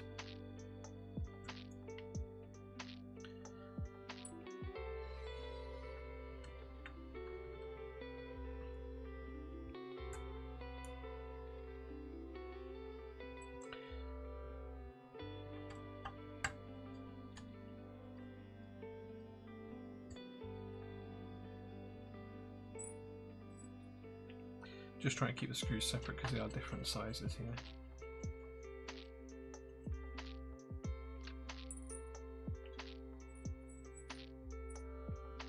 It says as he pushes them more and more together. Come on. I know it's based on Cherry, but I do think it might sound lovely with it. Maybe I've just been brainwashed by this JO2 EC. I think the thing with EC is it does suit a lot of boards, and I think some boards just happen to work well with conversion kits, and I'm glad that you find that the JO2 does. I think if you're going to do EC, it needs to be on its own project, really, because there's some boards that just don't work as well when you put the conversion kit in. So an example of this is the Monaco KV2. I've built probably half a dozen for people, and the MX ones always tend to sound better than the Topra ones.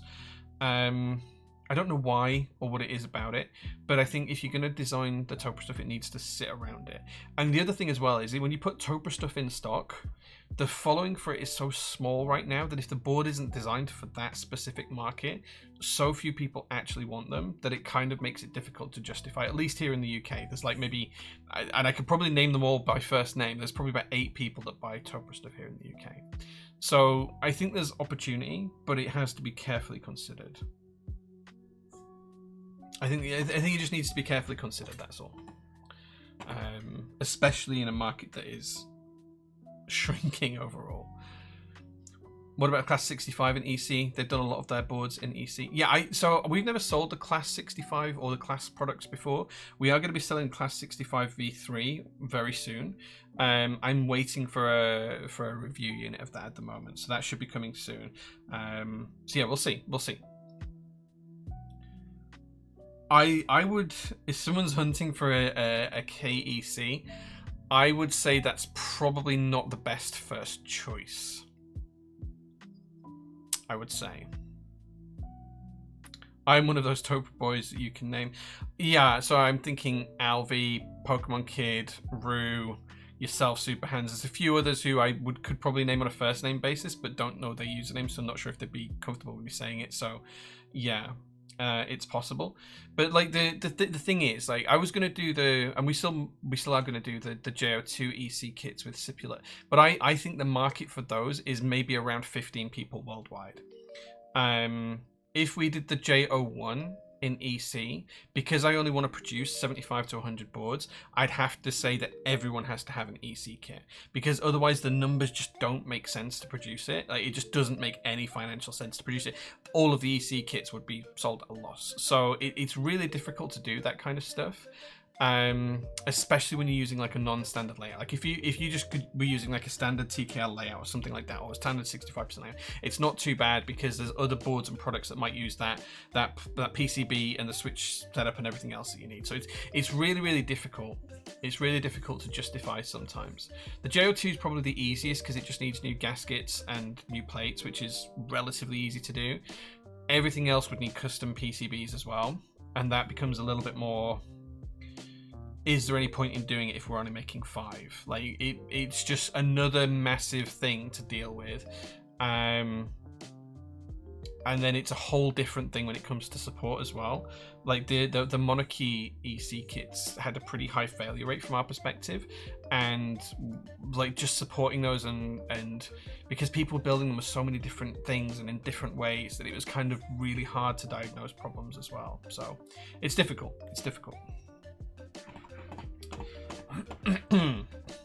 The JO1 would sound super nice in EC. Find out if that's true by offering an EC version an extra. I think I've just covered that. Like, I tell you what, Rue, if you promise to buy 5, I will make it. How about that? If you promise to buy 5, I will make it. Yeah. Do you know what you're charging for this board compared to the prototype? I don't know. Like, I have not been provided. So the way this is going to work is we're just going to be the local retailer for this. Canon Keys and Pontus are running this project together. We're just a regional vendor for it. I will at some point see the retail pricing for this and the kind of wholesale pricing as well. I haven't seen that as yet, so I don't want to comment on pricing. I think that would be remiss of me to comment on pricing at the moment. Pontus may have more information in that space than I do right now. It would be remiss of me to talk about it, I think, until I have that information. Okay, so let's quickly flick back over to the other side here. So we're taking out the bottom PCB, and this is the one that we're going to rebuild today. So you can see here we just need to remove the ribbon cable, which is just pop that flap up, slide the ribbon cable out, and we're going to pop that just over here. In fact, what I'm actually going to do is I'm going to pop it back into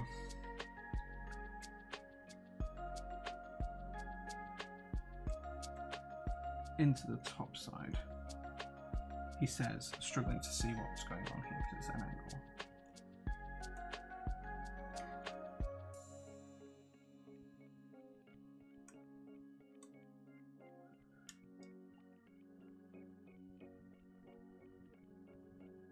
Okay, so we pop that back in there because we're not changing this PCB today. I do not have a spare one of these. I only have a spare base PCB. Next thing we're going to do is unplug the connector for the solenoid, which just comes out like that, and this is a little solenoid. We'll make sure that's nicely stuck back down. We may have to glue it down or something like that with some more tape. Like that. And this is what we're going to replace. This is the original PCB and plate that Pontus sent me with good old Cherry MX Blacks in. But let's rebuild it. Okay, I'm going to pop this to one side.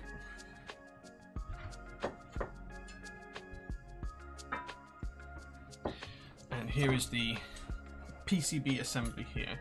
So we're going to try build this ISO today, and yeah, splits left shift, 7U space. Let's see how it goes. This has been desoldered once already. I haven't tested it, so we'll hope it works. Let's get our stabilizers ready.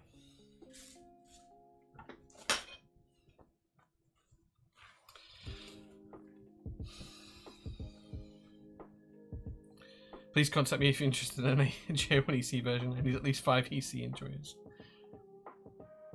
Main changes in the solenoid mounting being moved to the PCB, the addition of a sticker on the bottom, and the addition of a rubber grommet to secure the cable. Nice, yeah, all good changes, I think, there.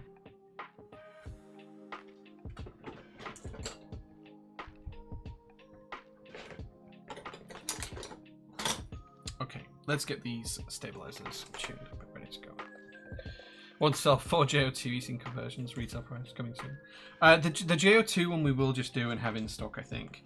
It's the JO1 one that we'll have to be careful on, because there are, you know, a couple of hundred JO2s out there in the wild.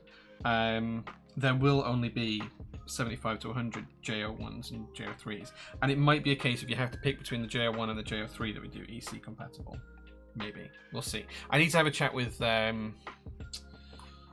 Clever Keebs and Sipulot, which, based on how little time I have these days, has been a slow thing coming.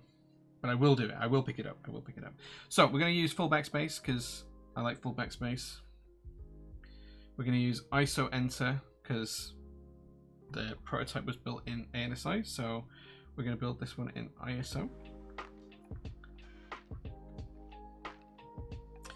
And I think we should use full right shift. Oh, no. Do I want full right shift or split right shift?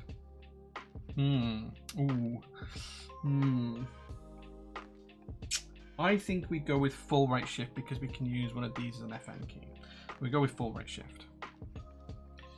Any chance of a big solenoid? I think you'll be pleasantly surprised by how this solenoid sounds. Right, it's all plugged in. You meant Joe? Okay, nice, yeah. I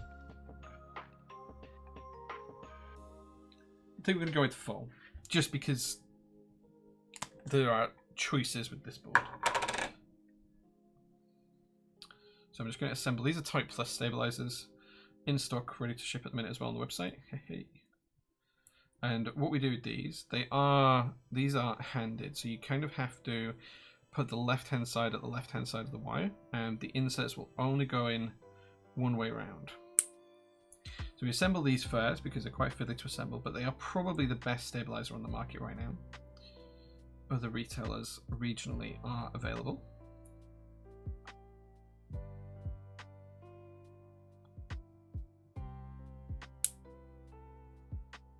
And once they're assembled, we then lubricate them after.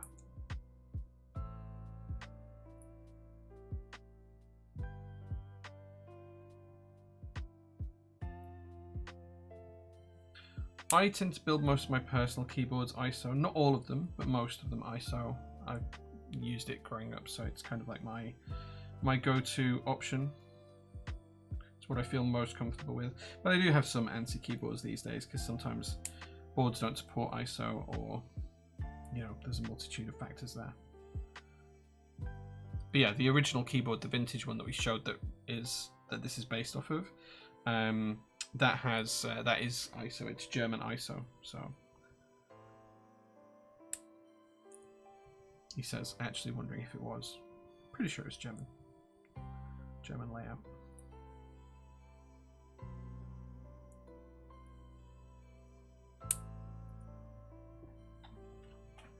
Yeah, so this is the board it's based off. This is the vintage board it's based off of. As you can see, it's ISO layout. Okay, so now these are all assembled. What we're going to do is we're going to lubricate the wires from the inside, and there is a nice handy little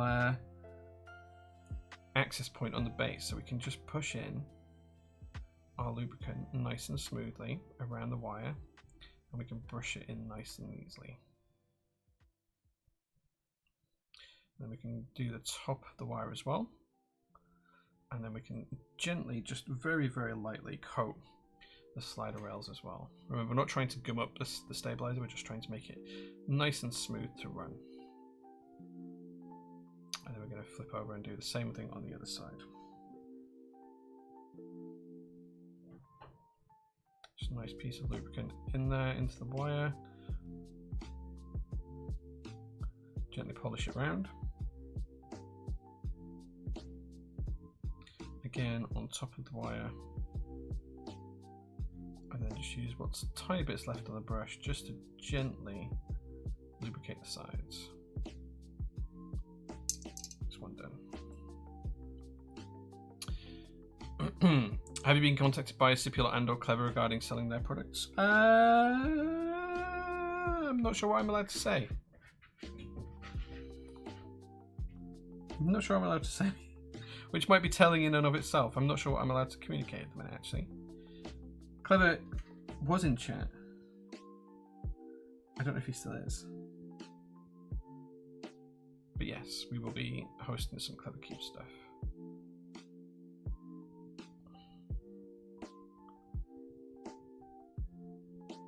Sadly, there are just not enough hours in the day for me to have all the conversations I want to have at the minute. Sipula PCBs? Yeah, we will be stocking Sipula PCBs. I just need to have the conversation with Sipula and get the order in. And I know that sounds like an easy thing to do, but just at the minute, like, we've just been so busy. So busy. And there's a ton of stuff on my to-do list for this week and next when it's a little bit quieter here at PT, as we've got through all of the available group buys that we can ship.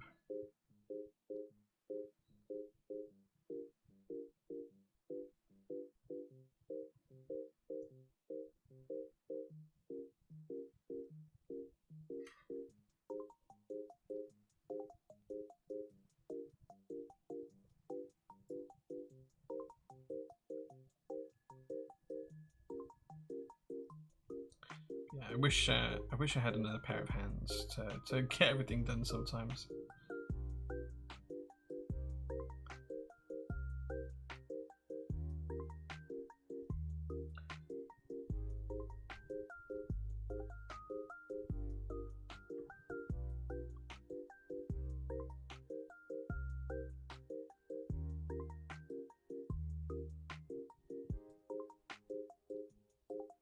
You need some super hands.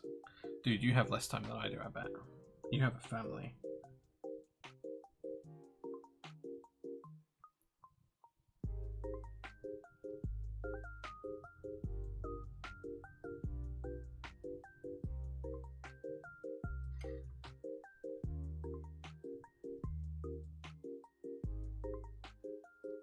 Okay, there we go.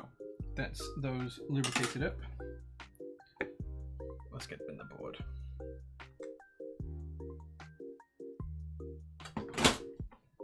Oops. Yeah, well, we're figuring something. Like, it's been on the to-do list for a little while. Like, Sipula and I have had a couple of conversations, and I've just been so busy a lot of the time that it's just something that hasn't happened yet, but it will happen. I will add it to my list of things to prioritize, and I know I've said that before, but I will add it to my list of things to prioritize. I said we were going to do a full shift here, didn't I? Not split. So I need to do another stabilizer. Yeah, let's do another stabilizer really quick. Yeah, all those streams are posted on YouTube, but like, I don't promote it or anything. It's just more for documentation and archival purposes than anything else.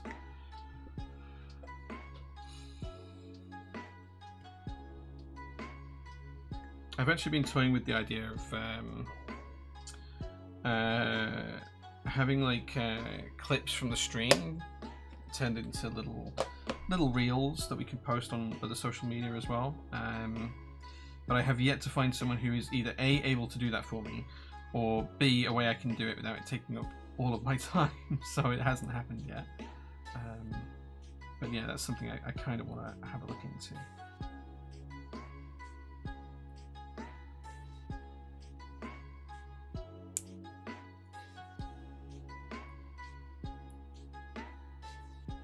Oh yeah, ISO insert. Yeah, where did I put that in the ANSI? I don't know.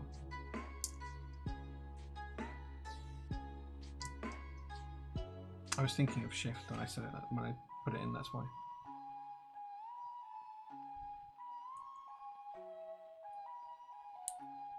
How to annoy keyboard nerds in 3 seconds flat. Put your stabilizer in the wrong way around.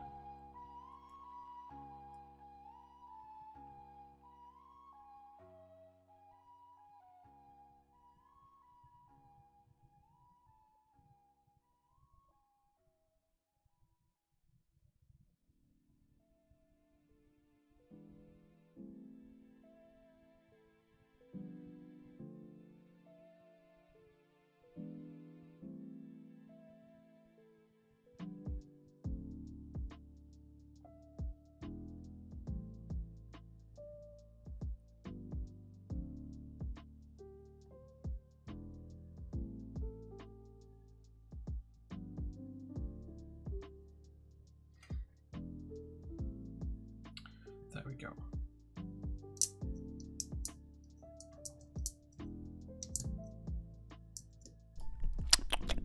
Tasty, tasty. And a Mushki, thanks so much for the 6 months of subs, dude.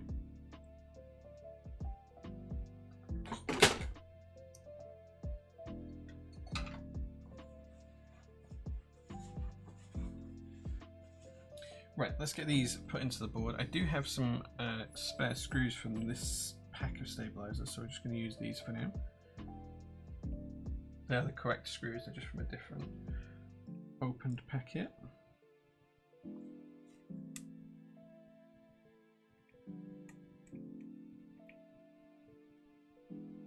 Yeah, Alps would be pretty good, but bear in mind that this is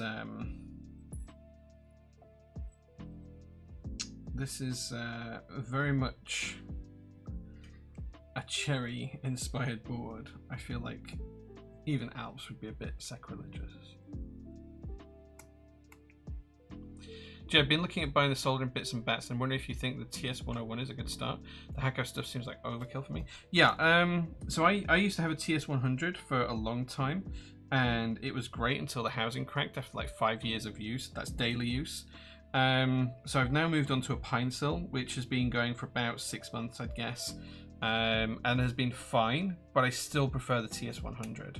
I haven't tried the 101. But the TS100 was my go-to for a long time. I still have the soldering iron, but the case did crack around the DC input port on the rear. After maybe 3,000 keyboards being soldered with it. So it's a good workhorse, and it lasted a long time. But no tool will last forever, so...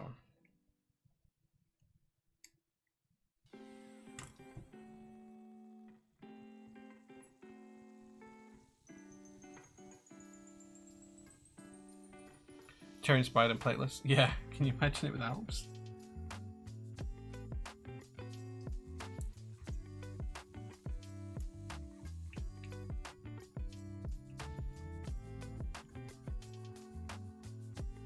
Need an extra source of income to finance my cubes. I look great on a PT shirt.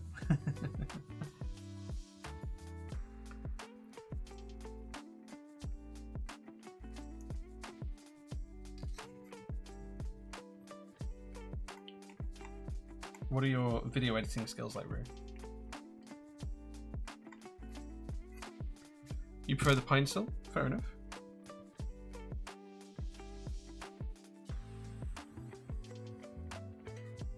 I don't even know how you say that. Fnursy? It sounds like something the pet from Thundercat would say. Snarf, snarf.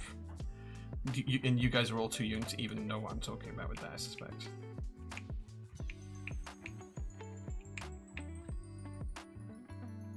Yeah, if anyone wants to video edit and be paid in keyboard stuff, let me know. Send me an email.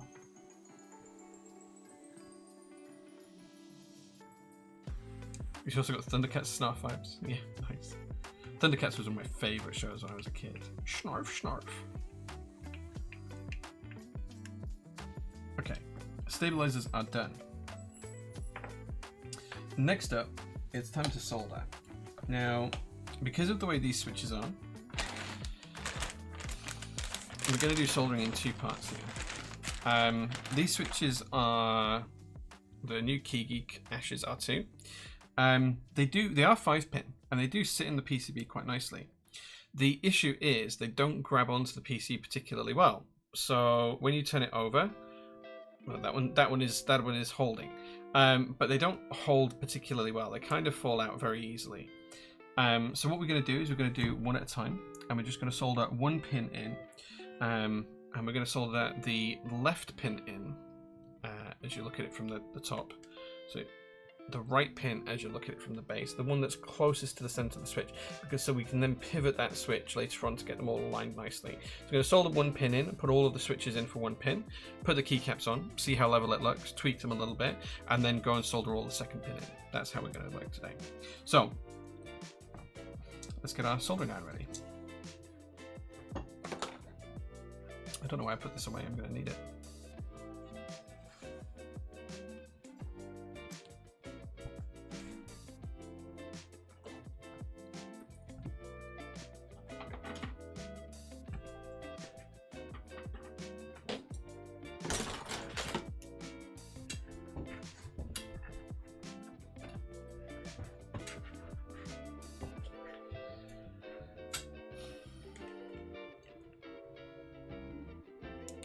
Yeah, the switches are pretty loose in this PCB.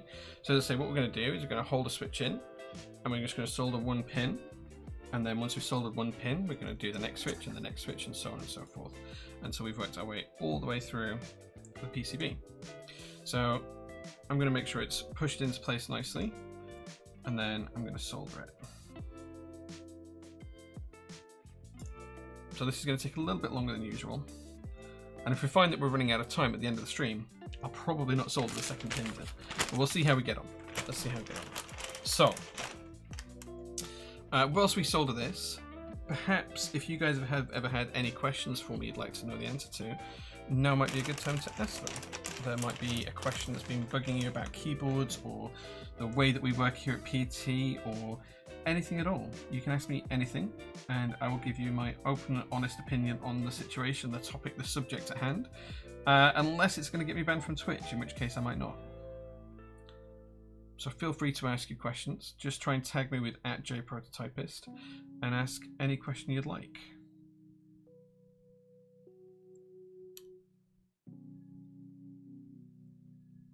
Because this might take a little bit of time.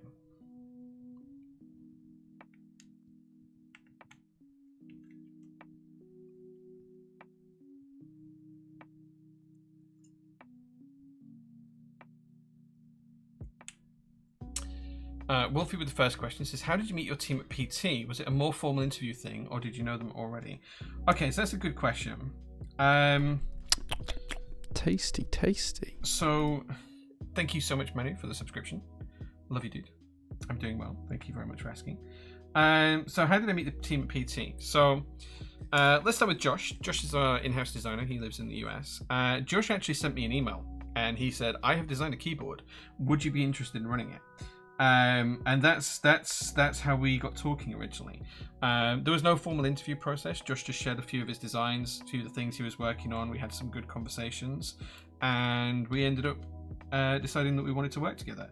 So that's what we did. And then Josh did a few in-house bits of design for us, and one thing led to another, and he became our official in-house designer. Sharon. Well, Sharon was a little bit different. There was no formal interview process with Sharon either. Well, with none of the PT employees, really. So Sharon's interview was on a walk on a beach. So Filey Beach here in the UK. Sharon and I went for a walk and a talk on the beach. We took the dog, we had a nice walk, we had an ice cream and some fish and chips. And we talked about the opportunity. Sharon, at the end of that walk, agreed to come and work for PT and work with me on it. Sharon is also my mother-in-law, so it made that conversation a little bit easier. But originally, Sharon's role was to manage a lot of the bookwork, which she is formally trained as an accountant. So she's got a degree in accounting. So it kind of like worked out quite well. And then that kind of developed into, she was doing some kind of like accounting ad hoc work as we needed it for a long time. And then as that kind of developed and PT grew, I realized that we needed a project manager as well, and it was kind of like a natural succession to Sharon's original duties for her to kind of pick up that work. Mel was a little bit different. So Mel is our warehouse manager. She packs a lot of the orders and she manages the warehouse when stuff comes in and handles a lot of that kind of stuff. And Mel and I knew each other from keyboards as a hobby before I had even any ideas of making a business. Mel and I knew each other just as enthusiasts, really. And how that came about was we're both in the UK server, MK UK. Mel came to a couple of the Leeds meetups that I threw before PT existed. But then Mel left the hobby. Like she had some other things going on in life and left the hobby, and we kind of didn't speak for a while. And then I can't remember if she messaged me or if I messaged her. One of us messaged each other and just said, "How you doing? How's life going? This COVID thing's a bit weird, isn't it?" Because that was when she started working for me, just as COVID was starting to kind of like really become a thing. And in fact, just after COVID, actually, 2021 was when Mel started working for me. So just as like COVID started to release itself, I can't remember who reached out to you. One of us reached out to the other and said, "How's life going? How's things treating you? I hope you're doing well," kind of stuff. And I mentioned that I'd got a little business, and Mel said, "Oh, well, next time I'm in the neighborhood, I'll come by and see you." And she did. She popped by the workshop a couple of weeks later, and she just happened to say, "Oh, if you ever need help with packing boxes, I might be able to help you. I could do some extra income, so let me know if you ever need any help." And about a week after that, Mel came and did her first shift, and she's never left since. So there was never any formal interview process for any of the current members of the team. It just kind of like all happened that way. Leo, who used to work for us, was probably the only one that did ever have a formal interview. And that was because we needed to expand at the time on the packing side of things. I was looking into other opportunities and I wasn't around as much to do a lot of packing, and we weren't quite as efficient back then as we are now. So we needed some extra manpower in the workshop to help Mel. And we set Leo on, and he came and did an interview, which was kind of like a formalized standard interview, which he did really well at. I think we interviewed about 10 people overall, mostly people who'd done warehouse and had no experience of keyboards, but knew warehouse stuff. And yeah, he came and did the interview, and it worked out quite well. He got on well with everyone, and we set him to work a couple of weeks later. So yeah. Leo then left after about a year. He worked with us for about a year. He left almost 2 years ago, but 2 years. It was 2 years. It was 1 year in October just gone. Sorry, when Leo left. So yeah, it's been a little while now. Yeah, great question. Great question. Can we zoom into the solder a bit, please? Sure.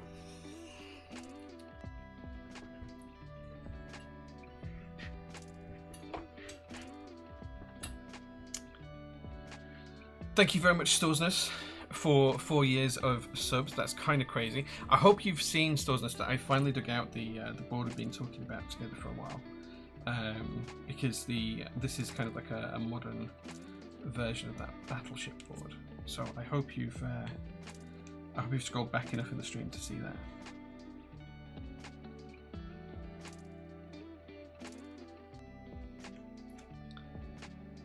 And if you get to the last member, Sag, well, Manu, you do work for us on a kind of ad hoc basis, yes. Yes, you do work for us on an ad hoc basis. And that was a little bit different as well. Manu kind of came to me and said, "This is what I can do. Are you interested?" And I was like, actually, we could do with that. And yeah, we worked together ever since.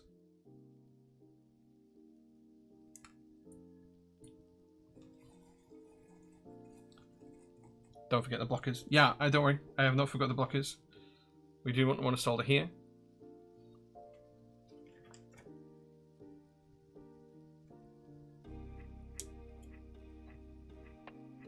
Some of these switches in the center are going to get quite difficult to pin into place, I think.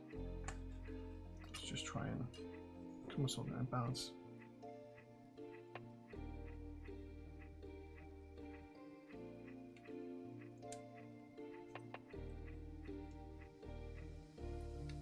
Oops. does not want to go in. Does not want to hold this one at all. The other ones have kind of held a little bit. There we go. So what we'll do is we're just going to tack it into place, and as soon as it's tacked into place, I can then actually pin it in, just like so.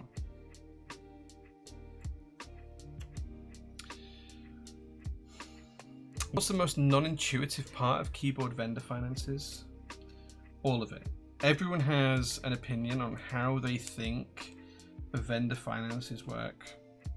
Everyone is wrong. Even the vendors, I'm wrong a lot of the time. It's not. Everyone thinks that each group buy is kind of siloed into its own funds. You cannot run a business in that mindset. You just can't run a business that needs cash flow and has to pay rent and everything else. Running every single project in a financial silo does not work. Doesn't work. So everyone gets that wrong, and that's the most unintuitive thing about it. Yeah. There are blockers on the nav area as well. Oh shit, there are, aren't they? Crap. Yes. Sorry, I was looking at the actual vintage board, not the top kit. Yes, you are absolutely right. Hold on. So we want to take out that one and that one. Not one and that one. Okay.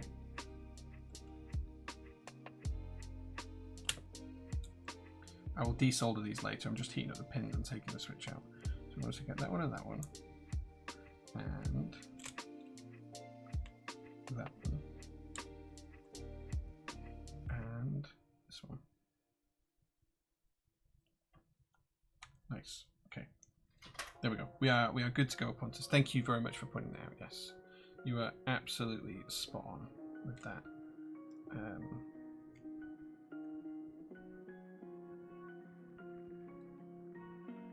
I just put too much solder on this pin here. There we go.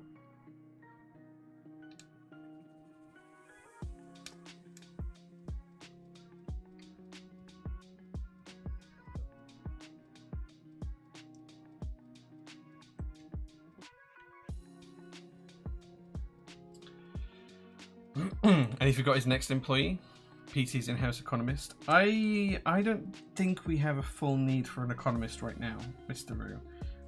As lovely as it would have to be to have you here a few times a week. I wish we did need an economist. That would be a nice problem to have, but we probably don't need that at the moment.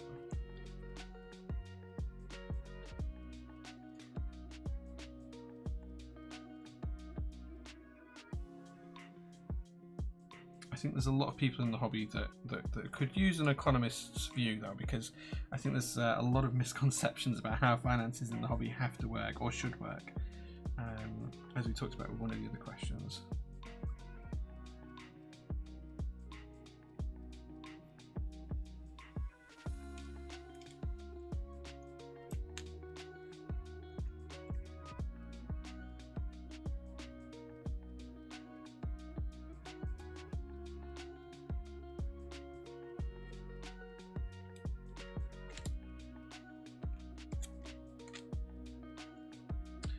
When I desoldered these, I did not do a great job a few minutes ago.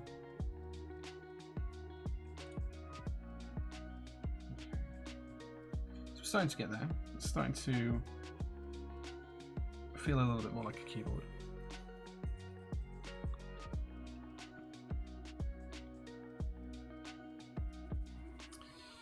I found placing a keycap on will sometimes help with switches that fall out. Yeah, I don't want to place the keycaps on just yet, but we will get to that point very, very soon, I think, where we need to put the keycaps on. We're only soldering one pin at a time in any way, purely for that reason, because we can align the keycaps nicer once we get everything done. So some switches out.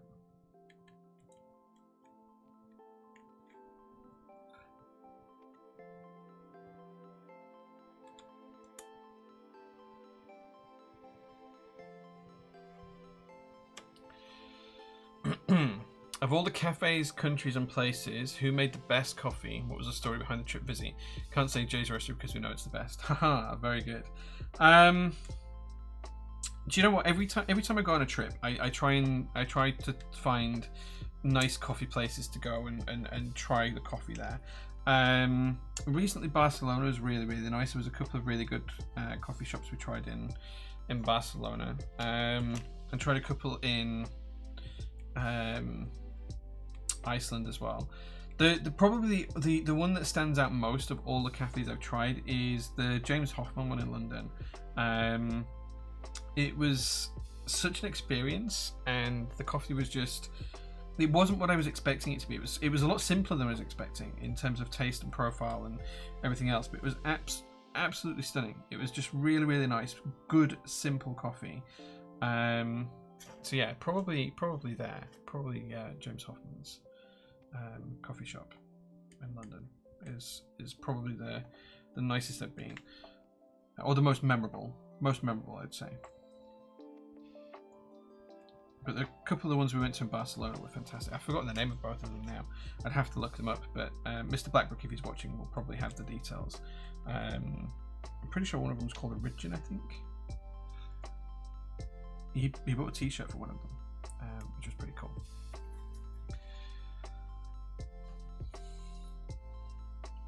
What about an in-house psychologist? I could probably do with that. Some of the daily challenges that I face are struggles to keep my mental health and positivity at times. Yeah. Have I tried the glitch coffee yet? No, I haven't. It's in my freezer right now, Mr. Jellymaster. I will have it at some point, but I'm waiting until my grinder is empty so I don't have to empty it out and redo it. But I'm kind of nervous about it because there's only enough for 3 shots really in the bag. So I really, really need to nail the dialing in very, very quickly to get the full experience. Jelly was lucky enough to go to Japan a few weeks ago, and he brought me back some coffee from Glitch, which I am very, very excited to try. One of the nicest cups of coffee I had, both normal and decaf, was at Proof Rock in London. Yeah, Proof Rock is James Hoffmann's shop, right?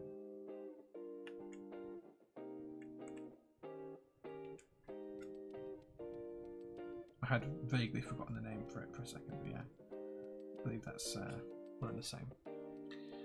Still pushing the in-house anger translator role. Too soon though, too soon. Do you know, I get frustrated with some things in the keyboard hobby because things happen sometimes in non-public spaces, in kind of private spaces, that are born from lack of knowledge, and people assume that I have made a decision for the wrong reason. They assume that I have made the decision either to upset them, to inconvenience them, to anger them, or to do something that is not beneficial or negatively affecting someone else. And that's never the case. It's never the case. I'm making a decision based on what my business needs at the time, and some people can't see that and just assume that I'm being negative towards them for whatever reason. But instead of asking why I've made such a decision, they just go and assume this and then start getting aggressive in response. And it's like, well, look, if you just come to me and talked about this, I would have explained why, and you'd have either understood or you wouldn't, and then we'd be having a very different conversation now.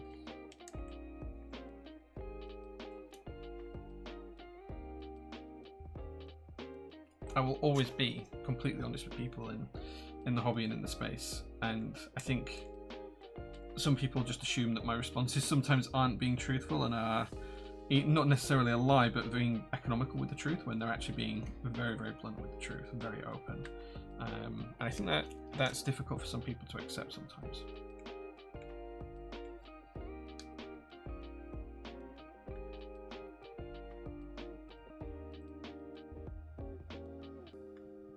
But yeah, communication is difficult.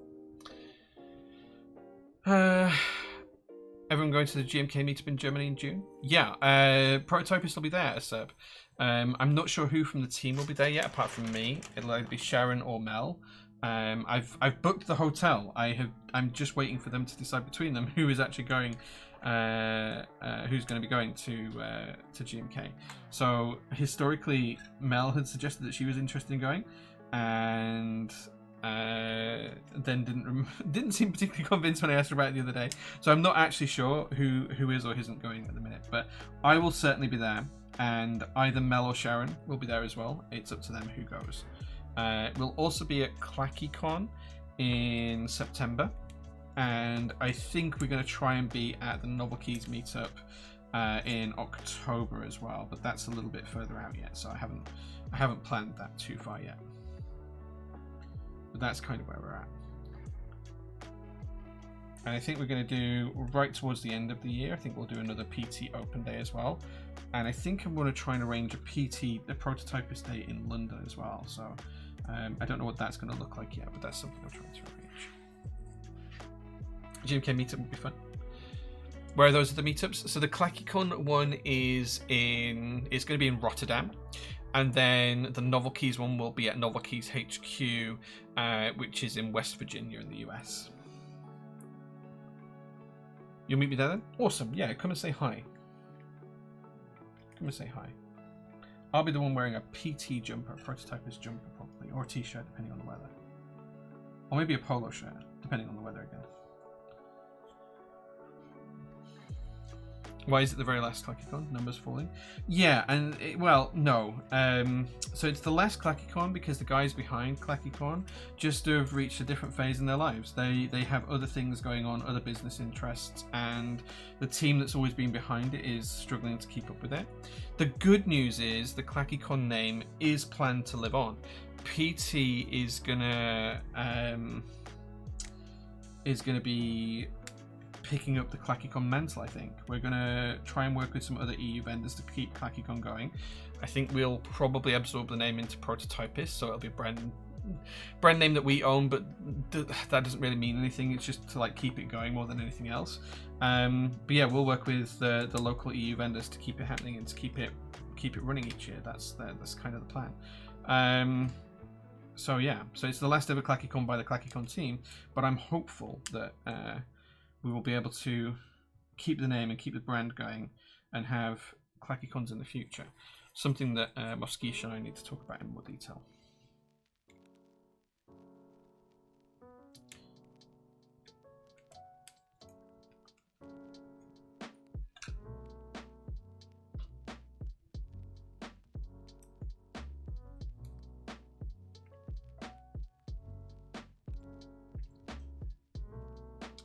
New PT role, event manager. So, funnily enough, my wife works in events. That's what she does. She manages events for a living. So that role might already be covered if we need it. And I'm, by trade, a senior program manager. So, managing multitudes of projects is kind of like my bread and butter.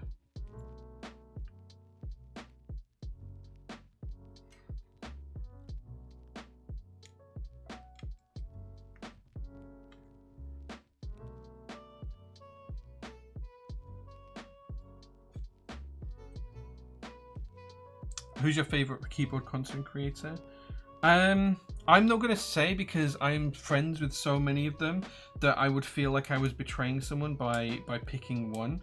Like I'm good friends with quite a lot of people, like the Dold and Captain Sterling and Alex Sotos and Teha, and you know, like I feel like I would be remiss if I picked one person that I have a relationship with and said they're my favorite content creator. I think that would be really unfair of me to say. Keep work and home life separate is my advice. Well, managing projects, as I say, is kind of my bread and butter, so I think we'll be okay on that front.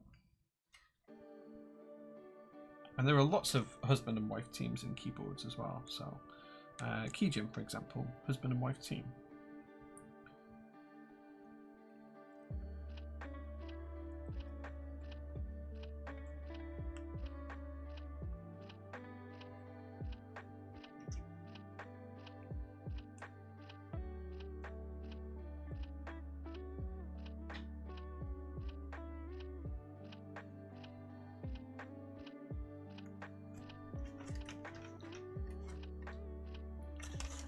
Do you have a favourite layout and or mounting style? I think if I had to pick a layout style, it'd be 65% with XT columns. That's kind of like my favorite layout.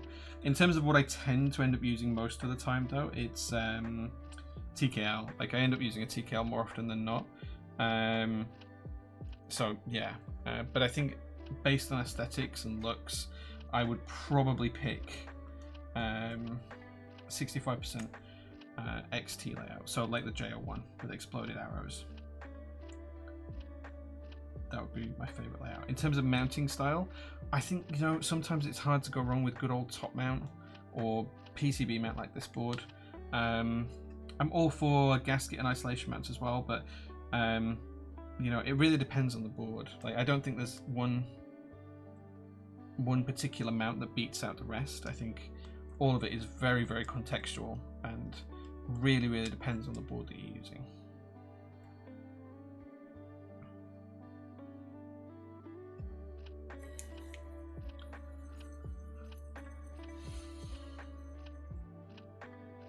What was your first own keyboard and how many pieces did you produce? The first keyboard that I was ever involved in the development of wasn't one of my own, it was a friend's I helped out with.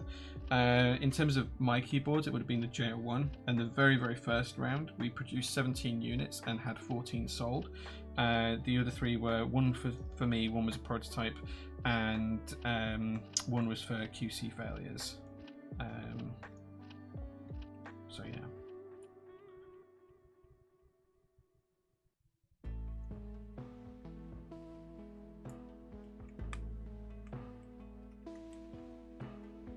And then the second time we ran the JO1, when we did the JO1 revision 1, I expected to sell maybe 50 units worldwide, and we sold like 350, which was pretty cool.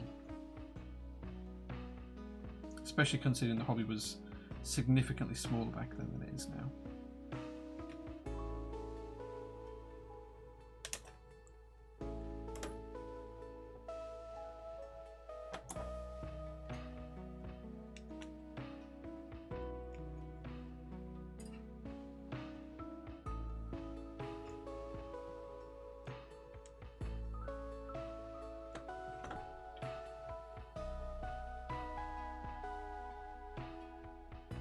You must have the AKB OGR then. I was not lucky enough to win the raffle to buy one last time it was around, so I've only ever tried one at a meetup. I did help James with the first ever prototype of it, but I don't think I ever got to try that build. I think as soon as the prototype files arrived here, I sent it straight to James. That was a number of years ago now. The keyboard scene. The first 17 units, which we sold 14, were to friends within the keyboard world. That's a long time ago now. That was 2015, I think, 10 years ago now. Maybe it was later actually. Maybe it was 2017 actually. Maybe it wasn't quite 10 years ago.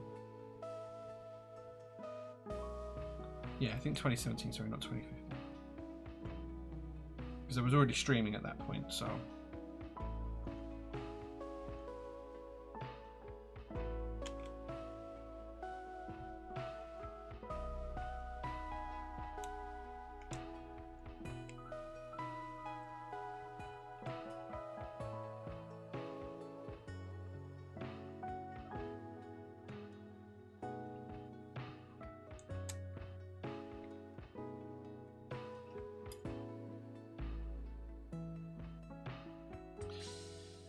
Is the AKB OGR almost daily still such a nice board? Yeah, it's a lovely looking board. Yeah.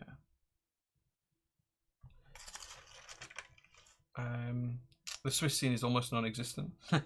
Well, you say that. We sell to quite a few people in Switzerland. Like, you know, we've probably had somewhere in the region of, I don't know, 70 customers in there. Something like that maybe. 70 different customers in Switzerland maybe. It's not as vibrant as some scenes, but I think it still exists. I'm pretty sure there was a Swiss meetup not so long back, actually. I'm sure we sent some prizes for a Swiss meetup. I'd have to double check, but I'm pretty sure that was a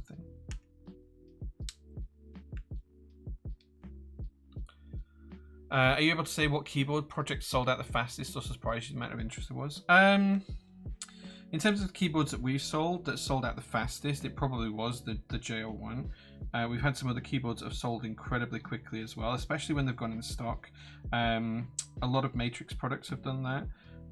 These days, though, the market is not as prevalent as it once was. So many times we'll put extras in, and they'll do what we intended them to do, which is stay in stock for a couple of months. Like, I think as a vendor, it's our duty to try and make sure stuff does stay in stock for at least 6 to 8 weeks. I think that's kind of like the minimum target we should have. And really my target is to try and make sure we have stuff in stock for, 6 months. Like a 6-month supply is probably really good. It gives everyone the chance that wants it to buy it. Any longer than that, and you're starting to look at making losses on the product because, time is money and storage space takes up and stock just, depreciates as an asset over time. So I think there's downsides to that as well, like stock remaining around for a long time. And I know some people say, oh yeah, everything should be in stock all the time. I think that's just unrealistic for a small hobby like this.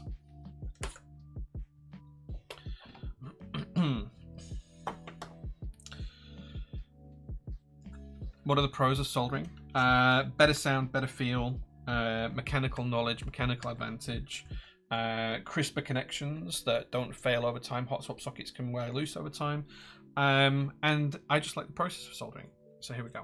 This is the PCB all soldered up with the Ashes switches. Now these aren't going to be all perfectly square because they weren't sitting nicely in the PCB and they were dropping out. So what we're going to do is we're now going to install keycaps, put the board together, and then we'll solder the second pin once everything's nice and lined.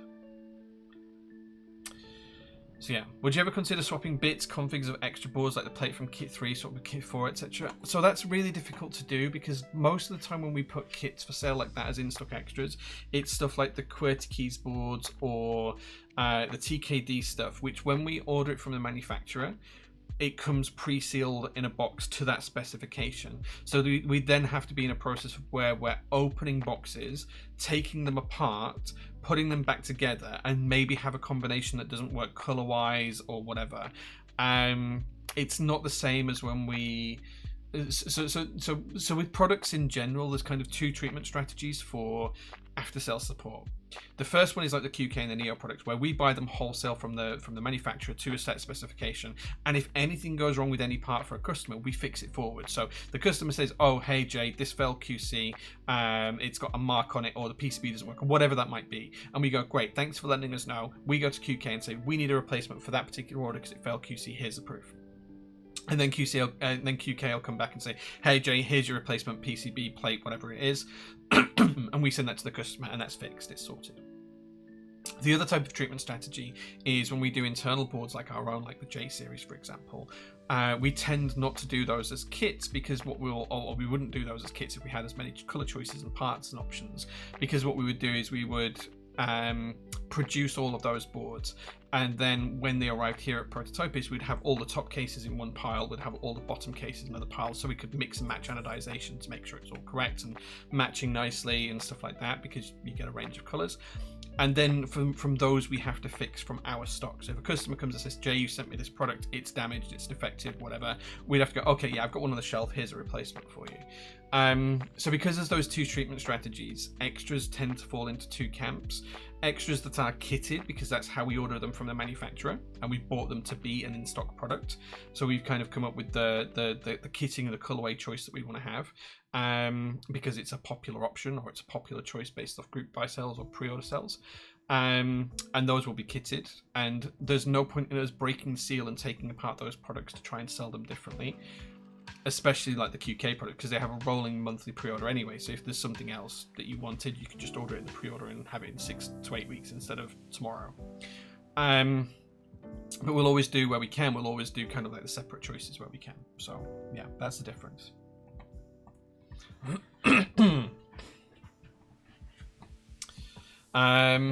What's the keyboard keycaps on your shirt, MV? Yeah, this is Max Voltar sent me this t-shirt a couple of months ago. It is GMK High-Vis. I'm not sure what keyboard it is, but it's GMK High-Vis on a t-shirt. So yeah, it's on a 65%. But it has got MVKB on the sleeve, Max's logo. So yeah, he sent it to me a few weeks ago. Do you do much quality control as a vendor, or is that done during some of the part? It depends on the product. So, for example, the QK products that come to us, we do a dip test. So what we'll do is we'll open about 10% of the orders that come pre-packed from QK or Neo. We will check that they are exactly to specification and that there's no marks and there's nothing like that. But then because we fix those forward, we then ship out all of the orders unless we've noticed some big QC flaw that accommodates all the boards. The same goes for Melatrix and things like that because they have a great after-sales support policy. When it comes to GMK sets and things like that, we open about 10% of the GMK sets we get and we check them. Again, GMK has a really good after-sales policy for vendors, so we can fix forward a lot of things there as well. When it comes to stuff like the JL1 and the J series, the boards that we produce in-house, we will have all the boards shipped here and we will check every single part, whether that PCB, plates, daughter boards, screws, threads, top cases, bottom cases, weights, whatever that might be. We check every single part here in-house. So for example, we did this recently with the Alora 65 group buy. Mel and I spent days and days and days in the office downstairs checking every PCB, checking every plate, checking every top case, every bottom case, every knob, every LCD screen, just checking absolutely everything to make sure it was good enough to ship out. So it really depends on what the contractual forward fix options look like. So yeah, I know that's a long explanation, but yeah, there's a lot of quality control. Probably about 30% of all of our time here at Prototypist is spent on quality control. We'll spend more time on quality control than packing. So yeah. Right, okay, so back to the keyboard. What we're going to do now is we're going to pop this in the case. So I'm just going to zoom the camera out just a little bit because we'll pop this in the case and get everything lined up. It's not going to work just yet, but we're going to pop it in the case and pop the keycaps on, make sure all of the switches are lined up, and then what we'll do is we'll solder the remaining pins once we know everything's lined correctly. So we're going to take the top case and we're going to pop the PCB and plate in here. This is where I figure I messed something up with one of the blockers maybe. Oh no, that looks good. There we go. Just double check that. Looks all nice and neat and even. And then we're going to screw this into place.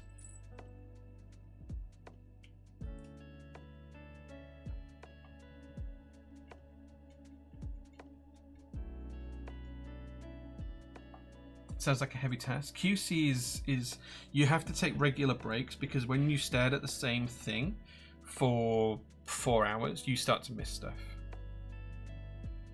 Yeah, we have kind of like we call it like a conveyor belt process, but we have like a step-by-step process that everything goes through. So you add X into the box, you add Y into the box, you add Z into the box in this specific order, so that you know you're doing the right thing. You check X on the board, you check Y on the board, and it's kind of like a little checklist that you get used to very quickly and becomes like a mental kind of challenge. It's interesting in terms of how it makes you feel as well, but it can lead to some severe boredom at times. Like it can. You can be into any hobby at all, but QC will make it a killer at times.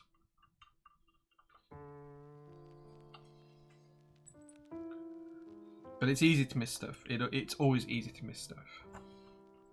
You know, the light can change from morning to night, and that can mean you're looking at things in a slightly different light, and you can miss certain color matchups, or you can miss marks on the inside of a case, or whatever else it might be.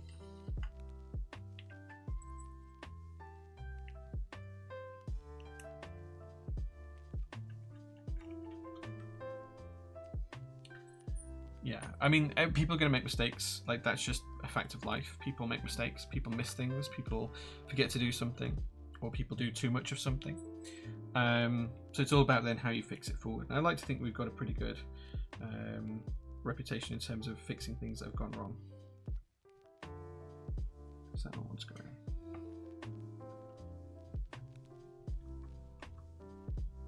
No, also doesn't want to go in. What's going on here?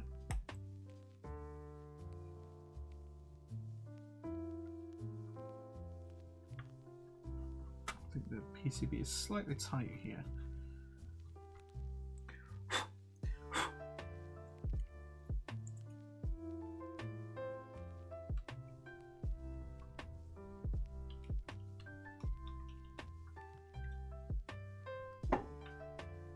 Don't know why this doesn't want to go in place. It's definitely the right screw.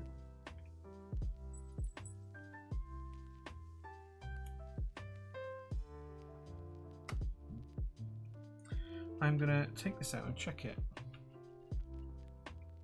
Do you think that keyboard enthusiasts are a bit over the top in terms of the quality they expect? I think the price to quality ratio that people get in the keyboard hobby is insane. And yes, some people have expectations that are unrealistic. And you know, we've had people that have come back and they've literally taken a magnifying glass to their keyboard and found a small patch of anodization inside a screw hole that isn't there, and then demanded a 50% refund on stuff. Like, it is what some people's expectations are kind of insane. I'm not saying that most people aren't justified, but there are some people who kind of take it to the next level and expect something that's just not possible to do. Most people are pretty good though. Most people are pretty good. But yeah.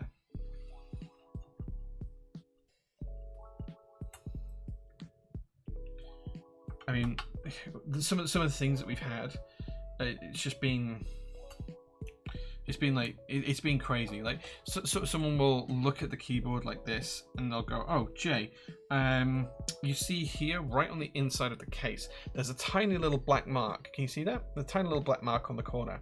I want a 50% refund because that's there." It's like, well, you don't see that when the board's built. You don't see that at any time during production. It's not something we can accommodate, and yeah, those conversations are usually quite difficult to have because you have to kind of like reset people's expectations a little bit.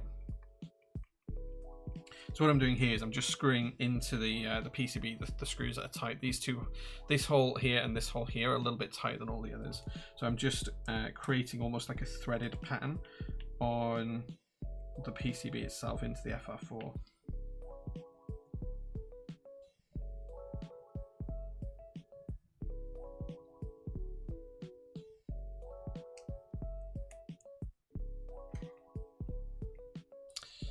Have to make keyboards in dark factories. Yeah, like I'm all for people getting what they believe they've ordered and good quality items, but sometimes it's impossible to meet expectations in those kind of events. Oh, do you know what we should have done actually? We should have just connected the ribbon cable.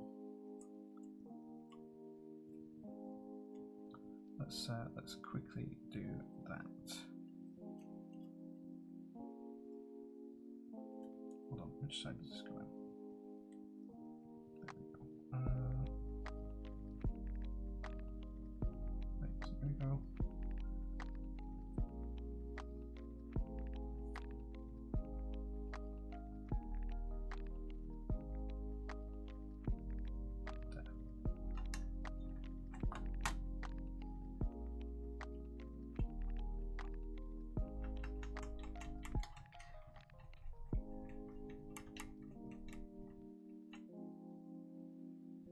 As a vendor, you're especially aware of what factory produces what quality. I think designers would love to know that kind of info. There are certain factories that some designers use that we just refuse to use. So yeah, like and generally from looking at a board, I can kind of usually guess that, like, I'm not gonna say on stream, but like I think that this is one of two factories where this board was produced, where this particular prototype was produced. So you know, there are certain tells from certain factories what might have been used for certain products, and sometimes people will come and say, I've produced a prototype at this factory, I want to use them for production, and I'll just absolutely say no, because it's not always feasible to use that factory for production, just because we've had a poor history with them, or we've seen something happen before, or we know that the quality is not great when it comes to full production runs, or there's been payment conflicts, or whatever else. There's a million reasons.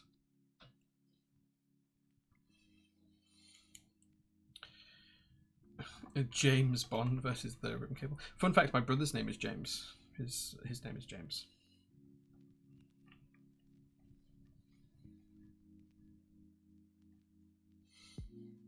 In a scale of 0 to 10, how annoying am I as a customer? Just for reference, how much Albi and Colaine? Joking. I'm not going to answer that, Rue. That is highly unfair. How many factories have you worked with by now? I don't have an accurate count, but it must be in the like. If you mean like CNC factories, it's probably in the triple figures. If you mean factories in general for all types of products, from plastics to silicones to desk mats to keycaps, I would imagine it's in the 4-figure mark. You know, something like that. I mean, some keyboards like the JR1, I think we had 32 different suppliers for different things on it, something like that. So you know, it can mount up quite quickly.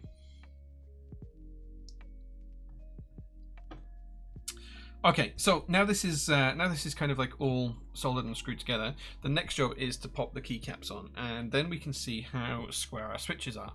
If the switches aren't particularly square, we can then square them up and make them look a little bit nicer, and then we can solder the second pins. So, without much further ado, we're going to put the J or G keycaps on.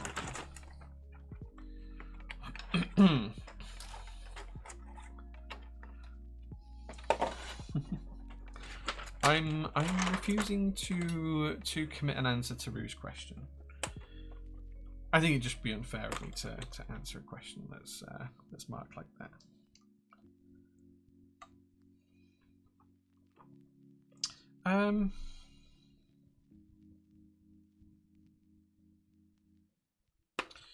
So I'm just thinking how best to do this. I don't want to put escape there. I'm just changing my mind on the fly. I'm not going to put escape there. I need to decide what we're going to put up here, but I am going to build this with UK ISO. So let's go from that perspective first.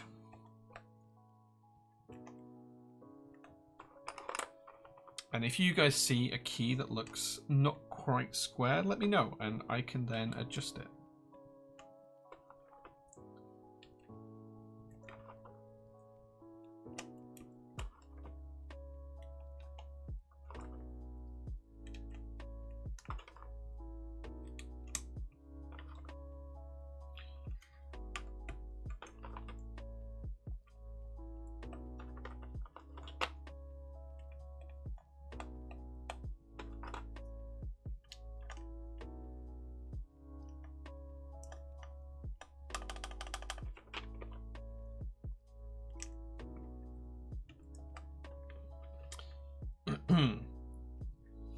That's how you fit a 2.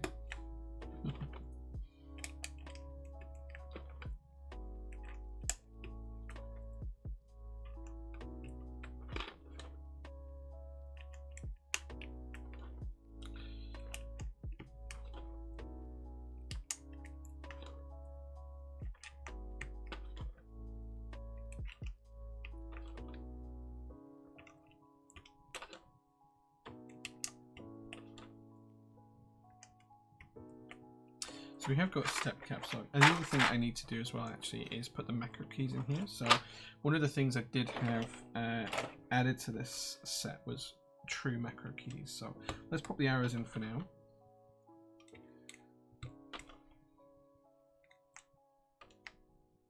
I'm not actually sure what goes in the middle of the arrows. Okay, we'll figure something out. In fact, you know what? I'm going to be really obtuse and I'm going to put an FN key in the middle of the arrows just because I can.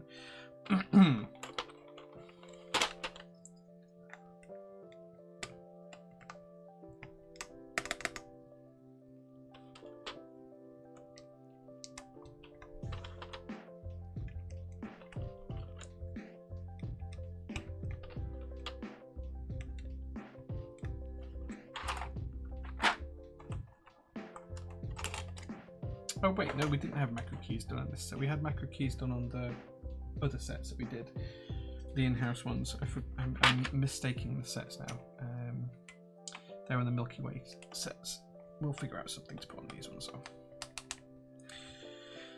though. Right, okay, so what else do we need from a UK ISO perspective? We need that key and that key. And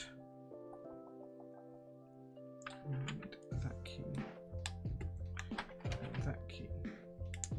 And then we can go back to the letters, the alphas.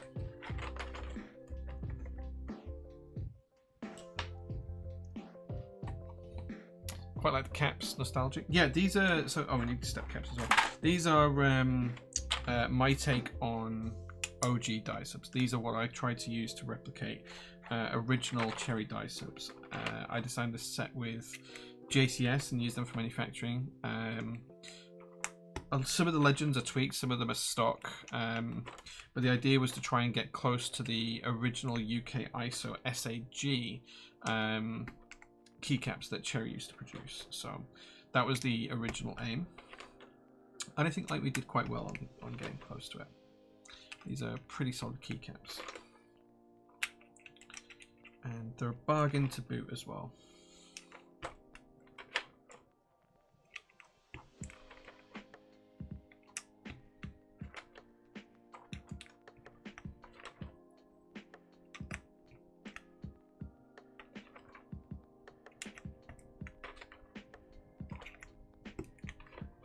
Why would we need a GMK spacebar?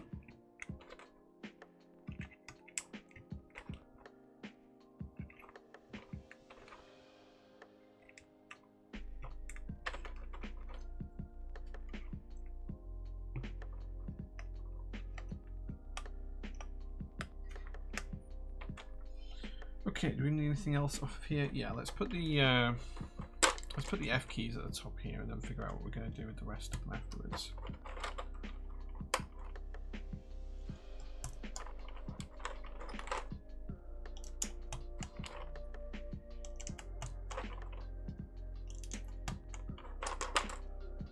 Got a Cherry logo to put in the middle? I don't. I could take the original one off of the original keyboard and put that in, but I don't have an original one to hand, I'm afraid. Oh, we have those two in the wrong way.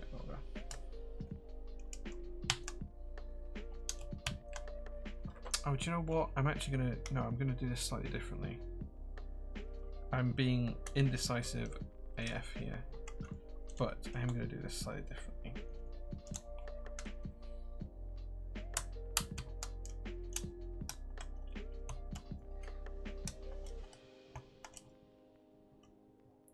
I should really use a keycap holder for this, but I'm being lazy.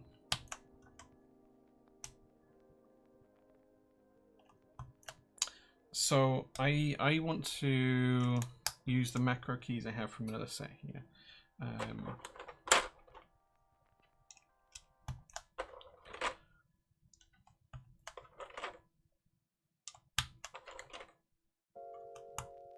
Or actually, I could put something fun there, actually.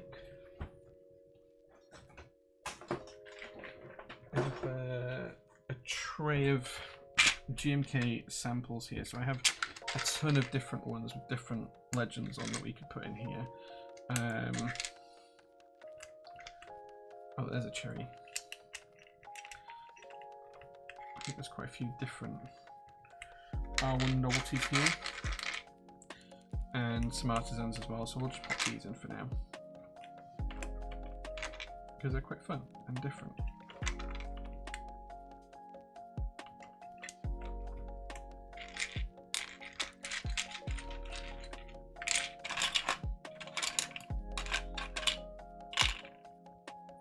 So we'll just pop those in for now. Right, okay, so now we've done that, let's figure out what we're going to put on here. So we need insert, home and page up. And then we're going to need delete end and page down.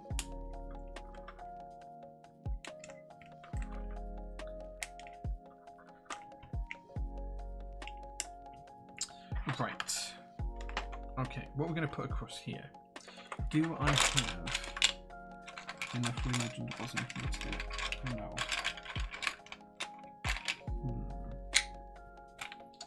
Okay. Maybe then what we do is we just use the numpad keys. They'll be the wrong profile, but it'll give us quite a cool effect, I think.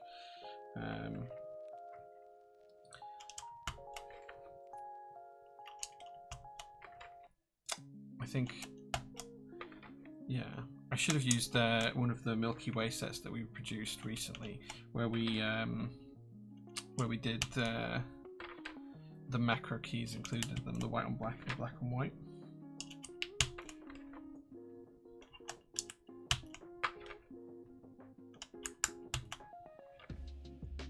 But I think this is quite fun. So we'll just do that for now. It's close enough. Close enough. Figure it won't work. Cool. Balance.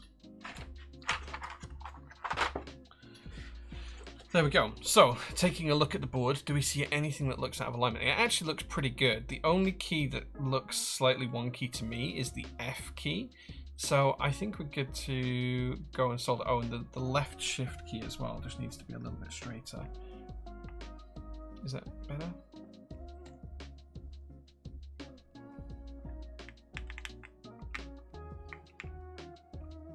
That's good.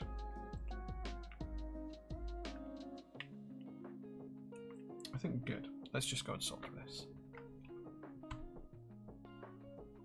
Definitely it's 10 gym. So I did consider the pink ones, but I only have this number upstairs. I only have these ones here.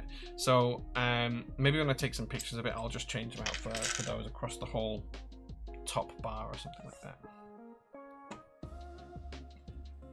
Right, let's go through and solder the second pins. And we should be able to do this quite quickly. I'm pretty sure everything's fairly straight and even. And if it's not, it's too late. And then we'll see how she sounds.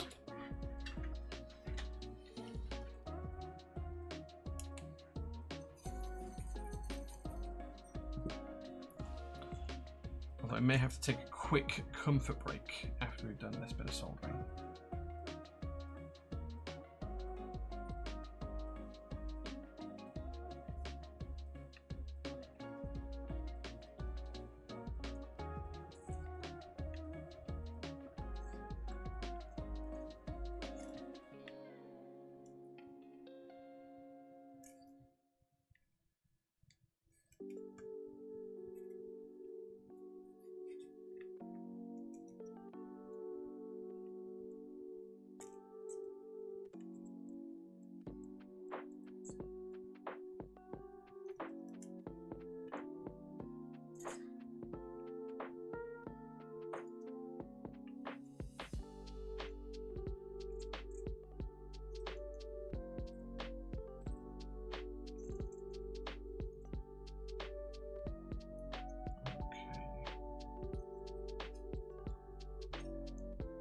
Is there a rough group buy day net? Yeah, I don't have one to hand, no.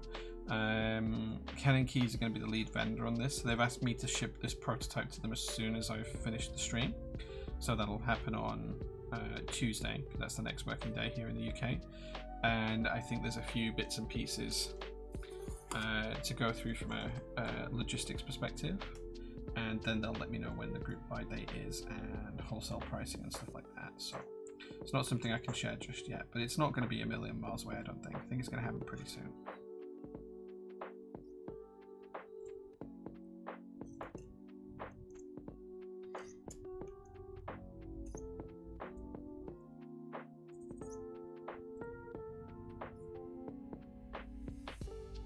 I think one thing that I would quite like on this is split spacebar support. I know that might feel sacrilegious because of the actual layout of the board, but a split spacebar would be quite nice on this, I think.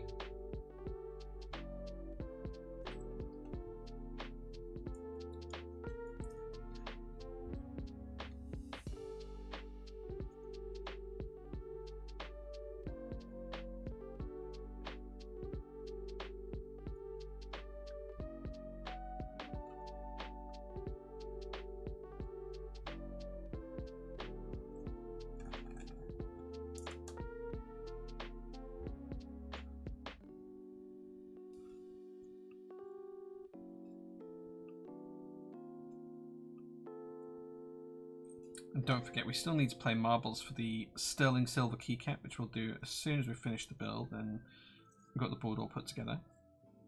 So, I'm going to finish the soldering, nip for a quick comfort break. I'll be gone for maybe a minute. And then we shall do a little sound test, see how the board sounds. Then we will do the giveaway for the sterling silver keycap, and then it'll be time to end the stream. That's the next 20 minutes in a nutshell, guys.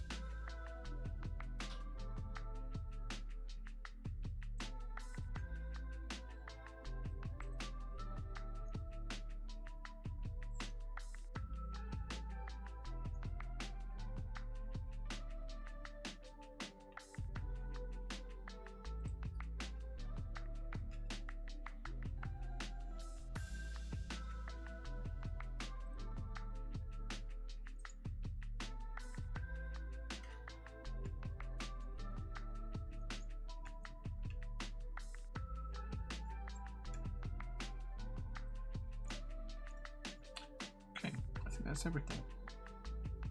Cool.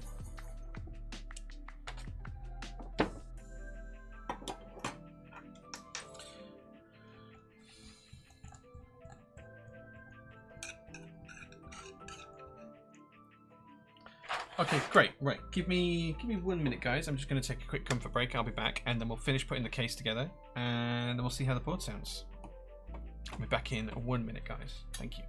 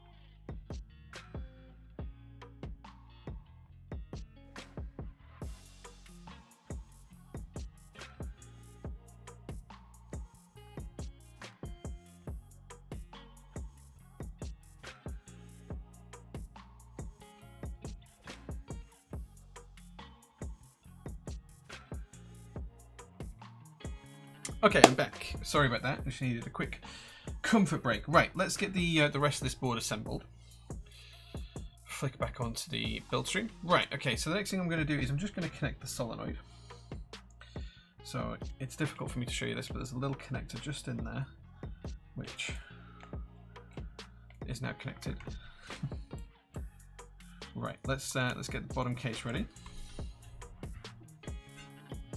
Hopefully the sticky of the solenoid will still work.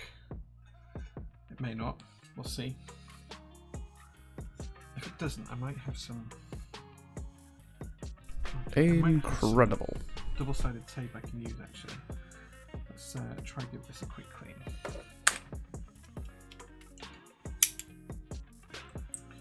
I'm just going to clean the tape off of this,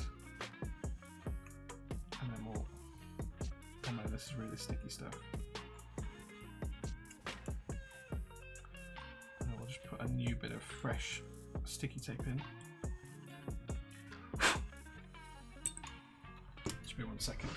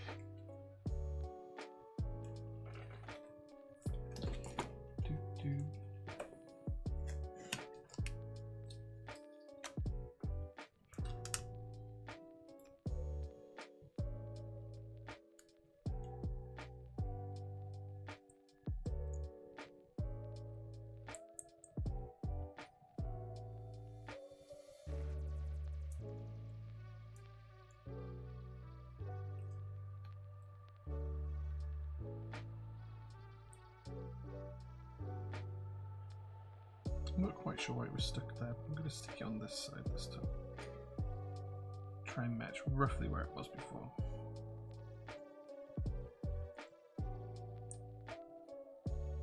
Okay, And then we just need to plug the cable in. Where did I put the cable? There it is.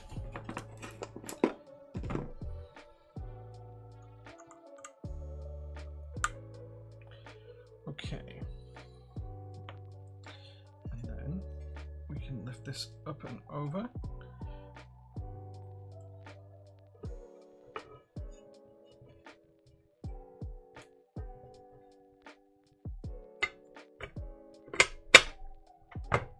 Just like so. There we go. Now we can put the case screws together.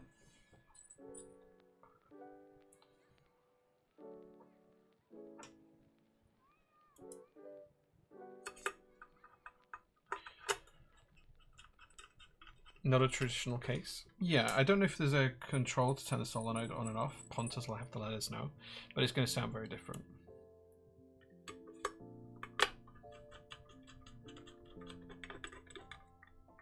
Kedja Hudson loves this board. Me too, man. Me too.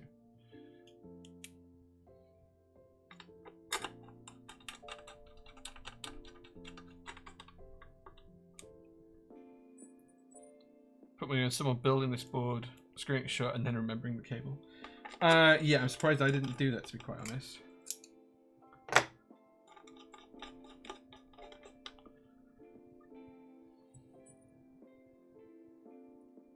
Still looking around for a decent value Limo cable.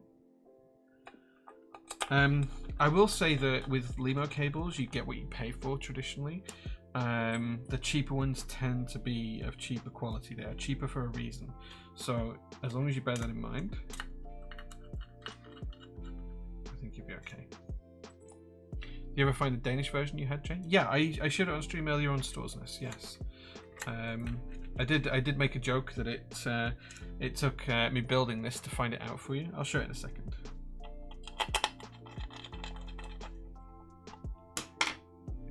It's not Danish though, it's German. So here it is. This is the German version. I do have a Danish one somewhere, but this is the German one. To be fair, I could have just stolen the keycaps off this for the build, right? That would have been pretty cool. So yeah, there we go.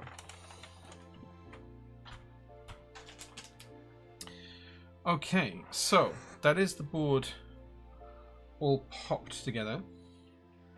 I don't know if this cable's going to reach to my PC now. Let's see. This is a pretty short cable. Don't know if I have an extension cable either.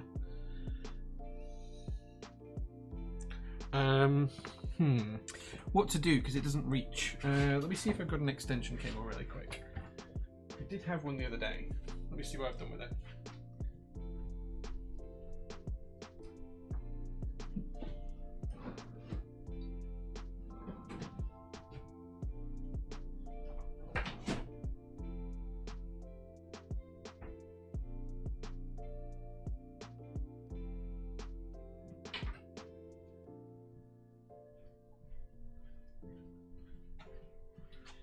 So, I have a 5-meter extension cable here. Let's see if this will do the job.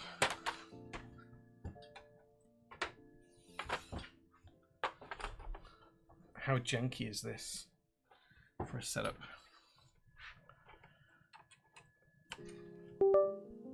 We get the noise. Let's load up Switch Hitter and see if we get keyboard connectivity. Right, okay. This is the 21XX. Let's see if we get connectivity. Okay, looking good so far. Oh, we don't have this on ISO. J. There we go.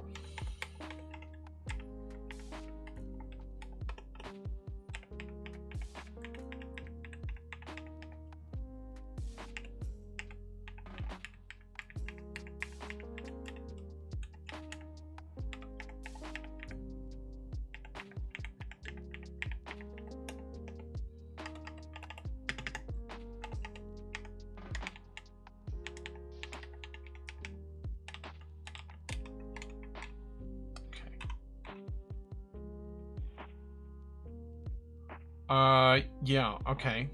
That was not what I expected to happen. I don't know what these keys are set to, and that kind of scared me because it changed some of the settings for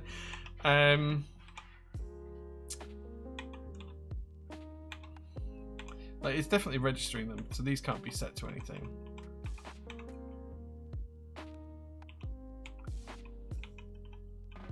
Okay, is the 11 set to anything? No. Okay, it has my stream controls in it. I'm going to assume that they all work. Okay, so we're all good there. Maybe it's something. Is the solenoid working? I can't tell with my earphones on. Let's have a listen. No, so the solenoid is not working at the moment. So, Mr. Pontus, solenoid toggle is the top left macro key. If you want to adjust the actuation of those keybinds are hidden under a layer, you should be able to find them if you connect the board to file. Okay, so top left macro key. Or is it up here? Check DMs. Check DMs. Okay, let me see. Here's a key map that the key PCB should be flashed with. Oh, layer 1 haptic feedback, is that what it's set on? Haptic toggle. Okay. Numlock MO1 pause. Huh. So yeah, that is not set to be the haptic toggle.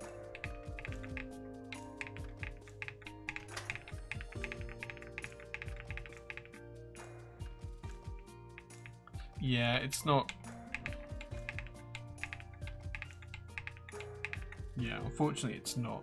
But you did say it's on MO1 for here.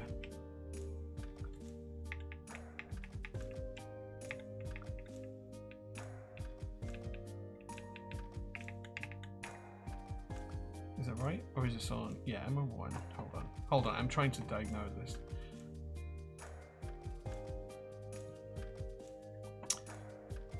Oh, interesting. You have this set to right GUI. I'm gonna have enough power for the solenoid for the long extension cable. That's actually a really good point. That could actually be the issue. The only way this cable is just too short for me to actually connect it to my PC. I don't have a shorter extension. I've only got the 5-meter one, which yeah. So maybe I have to check that later on. Maybe I have to check that later on. But yeah, it looks great either way. Should we see what the board sounds like? I'm just going to unplug it for now because I'm conscious that these top keys are controlling the stream a little bit more than I was anticipating. Zoomed in just a touch too much there. Should we see what the board sounds like? Turn off the music. Just in time. Okay, so this is the 21XX Unsaver board by Pontus. With GMK, well, sorry, not with GMK, with PBT JOG keycaps made by JCS and Ashes R2 Key Geek switches. That sounds so good.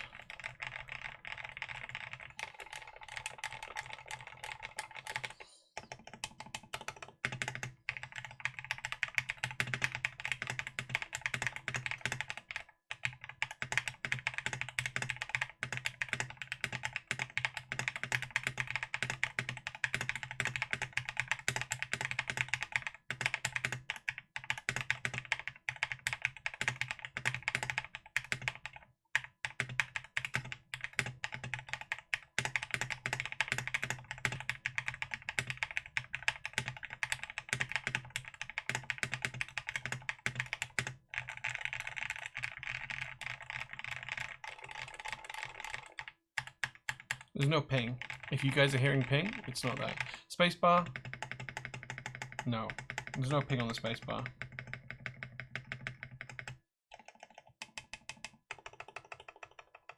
If anything, the ping's up here. There's a tiny little bit of resonance. So the lights go out at 11 PM. I'll turn it back on. But the light goes out at 11 PM here, UK time.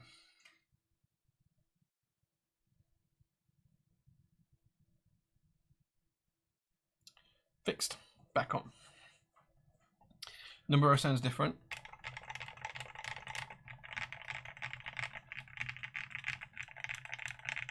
Every row should sound different because these are slightly different. Can we try GMK spacebar? I mean, it's going to sound different if you use ABS compared to BBT. I can try one, but I'm not sure what it's going to tell you without changing all of the keycaps over.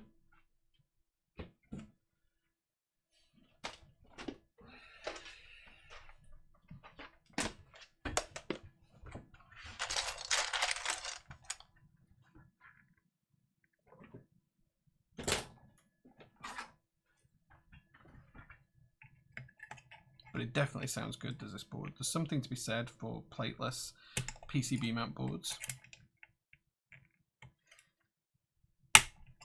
Yeah, it's the sound difference across the row is more the keycap sculpt than anything else. Here we go. It just sounds a lot higher pitched.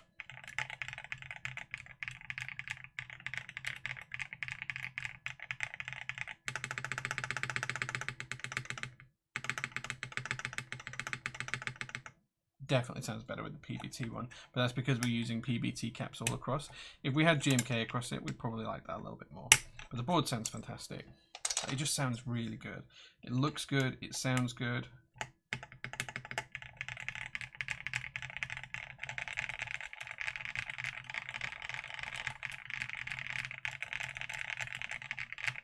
I think a lot of the sound is from the switches, Pontus, as well. Like when you consider just how different these switches are, the top PCB sound, yeah, sure. You're going to get a lot more noise up here because there's more space inside the case. So these are going to be very different again. So this row and this row are the same sculpt. They're also different switches. So these are Cherry MX Blacks and these are the Ashes R2 switches.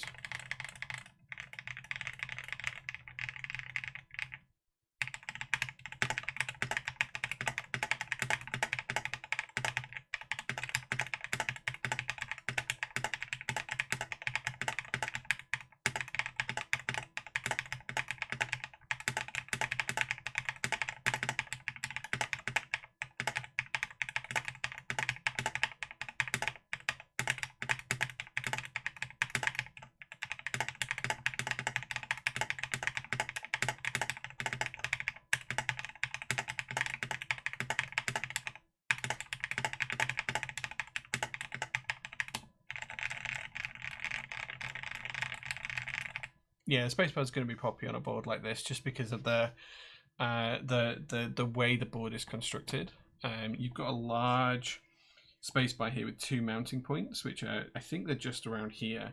So if you move those further away, this would get slightly deeper. You move them closer in, it gets higher pitched, just because of where the mounting points are. I'd be tempted to suggest to Pontus to move them to underneath the blockers, but I don't know how close they are to there already without taking it apart again. But yeah, it sounds fantastic. It looks great as well. I mean, look how good this thing looks. Like, just look at it. It's just such a beast. Such a beast. Looks good. OG die subs are what make this board, I think. Yeah, for my personal one, I think I will steal the German caps off of the other board and pop them on my personal version of this when I buy it. The way the shadows hit it is nut. Yeah, look at that.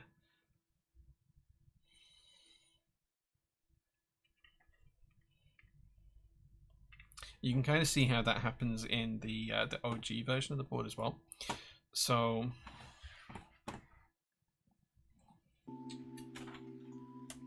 the OG version kind of does the same sort of thing with the plastic. You can kind of see how the shadows and the highlights work on these wedges, and you've got kind of the same wedge here, slightly different in size and shape, but you can kind of see the impact. In fact, that's pretty close. It's pretty close. How do the F-rows feel to use? Pretty good actually. Like if you were typing away, like I'm not a traditional typist. I use my forefinger for space because I'm used to a ThinkPad. But if you're typing away, like these keys aren't going to be muscle memory for 99% of people. So you're going to be reaching out. You're going to have special functions these for most people, but they're very easy to reach. Like they're a shift and up basically. You can just move your hand up, and it kind of, yeah, I think they're quite nice. How does it compare to the Placket XL2? They may remind me a bit of each other. I think the Placket L is a little bit different.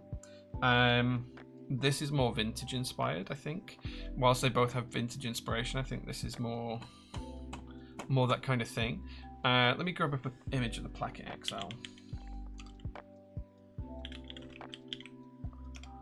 Let me see if I can find it. Yeah, so like, I think this is definitely more true to form in terms of the vintage, with the kind of the wider blockers here. The Placket XL just had a tiny little lip there rather than the full, you know, 1.5 centimeters of kind of lip here. And obviously it's much more condensed as well, because you only have this section. And this is kind of like more reduced as well. The borders on this are more reduced. So this feels more true to the original kind of theme, as I was saying before, in terms of like the vintage aesthetic of it. The Placket XL is kind of, I would say, a more modern twist on it, whereas this is much more of a vintage replica. So it depends on what you're looking for, I guess, really. Depends on what you're looking for. First time I'm hearing the Switch, not sure how to feel about it. These Switches are phenomenal. Like, they are so smooth. I was not expecting to like these as much as I do. We only got them in a few days ago. But yeah, these are super consistent, super smooth. They sound great. They sound fantastic, especially in this board. But they're super consistent. For factory lube switches, these are really, really consistent. I am going to say something I probably shouldn't say here, and I'm going to say I actually prefer these to the Gateron X R3s. So the specs of the switches are on the website, dude. Yeah, I think I prefer them. I think I prefer them. Yeah. Okay, so any questions about the board, let me know. I think we're onto a winner with this. If you like vintage inspired keyboards, this is a chunk, and it's the chunk that keeps on giving. Super slick to build, super slick to look at, super cool color choices. Gotta love this cherry gap here on the case. Yeah.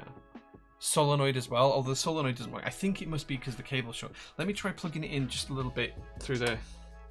I'm going to have to hold the keyboard over here, which is going to like be one-handed. This is going to be jank and risky AF, but let's see if the... let's see if this does fix the solenoid.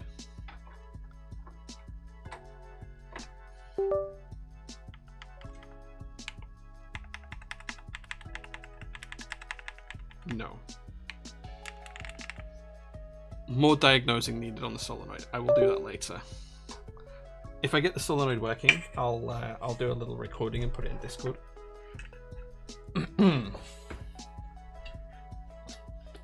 Nice to see the build process. Dude, this is phenomenal. Like, this is something I thought should have happened 10 years ago. People talked about doing this kind of board 10 years ago. And the issue was just the machining of this is obscene.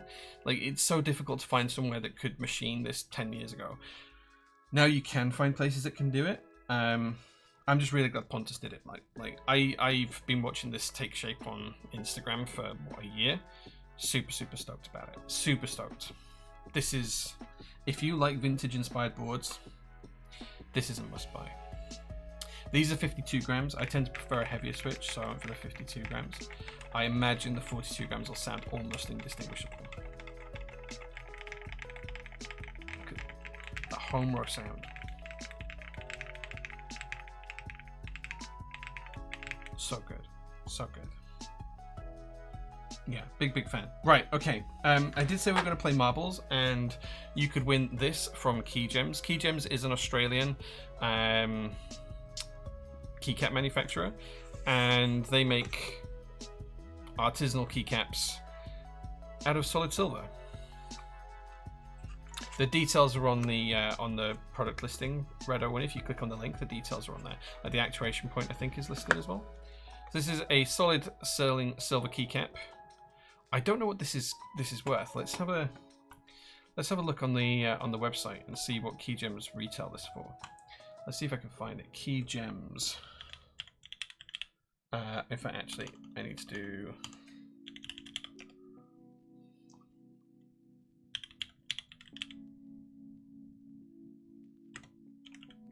Let's see if we can find it.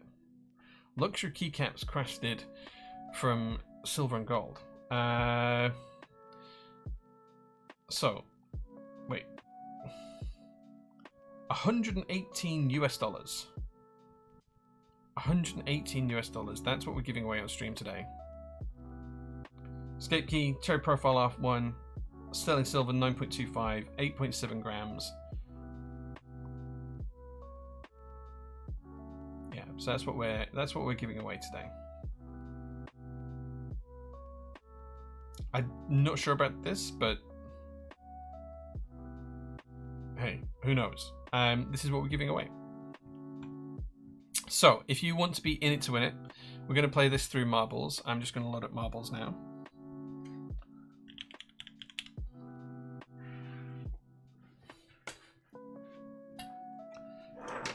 This board is so big, I don't have space on my desk. It's so big. The game is loading. It'll just be a second, guys. No, that's USD. Gold and silver are expensive right now. So, yeah.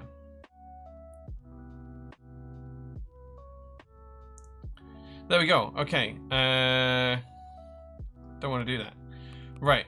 Don't want to do that. Okay. Right. We're going to do a race. And we're going to do in a community maps. And we're going to do something that is highly unlikely to eliminate people, but quite long. So let's find... Can we sort by time? Let's find like a 5-minute long track. That's got a low elimination percentage. Long safe map? That sounds good. Okay, let's do a long safe map. So if you guys would like to be in the chance to win, all you need to do is type !play, just like that, just like Chaos23 has, and you'll see you'll get put into the game. You just need to be watching the stream and type !play into chat, and that's going to put you in. And we'll ship this anywhere in the world. It'll be this physical keycap that's in my hand, the solid silver one. We'll ship it to anywhere in the world. You won't have to pay for shipping. You won't have to pay for the product. You may have to pay for tariffs or duties in your area if those are a thing, but we'll ship it anywhere in the world for free. So, !play will put you into the race. And basically this is a non-interaction game. You don't need to interact or do anything other than type !play. And we will play the game, and RNG will pick us a winner, basically. So, we've got 51 people in there. There's more than that people watching the stream. There's probably double that watching the stream. So if you want to win a solid sterling silver keycap, now is your chance. All you need to do is type !play into chat.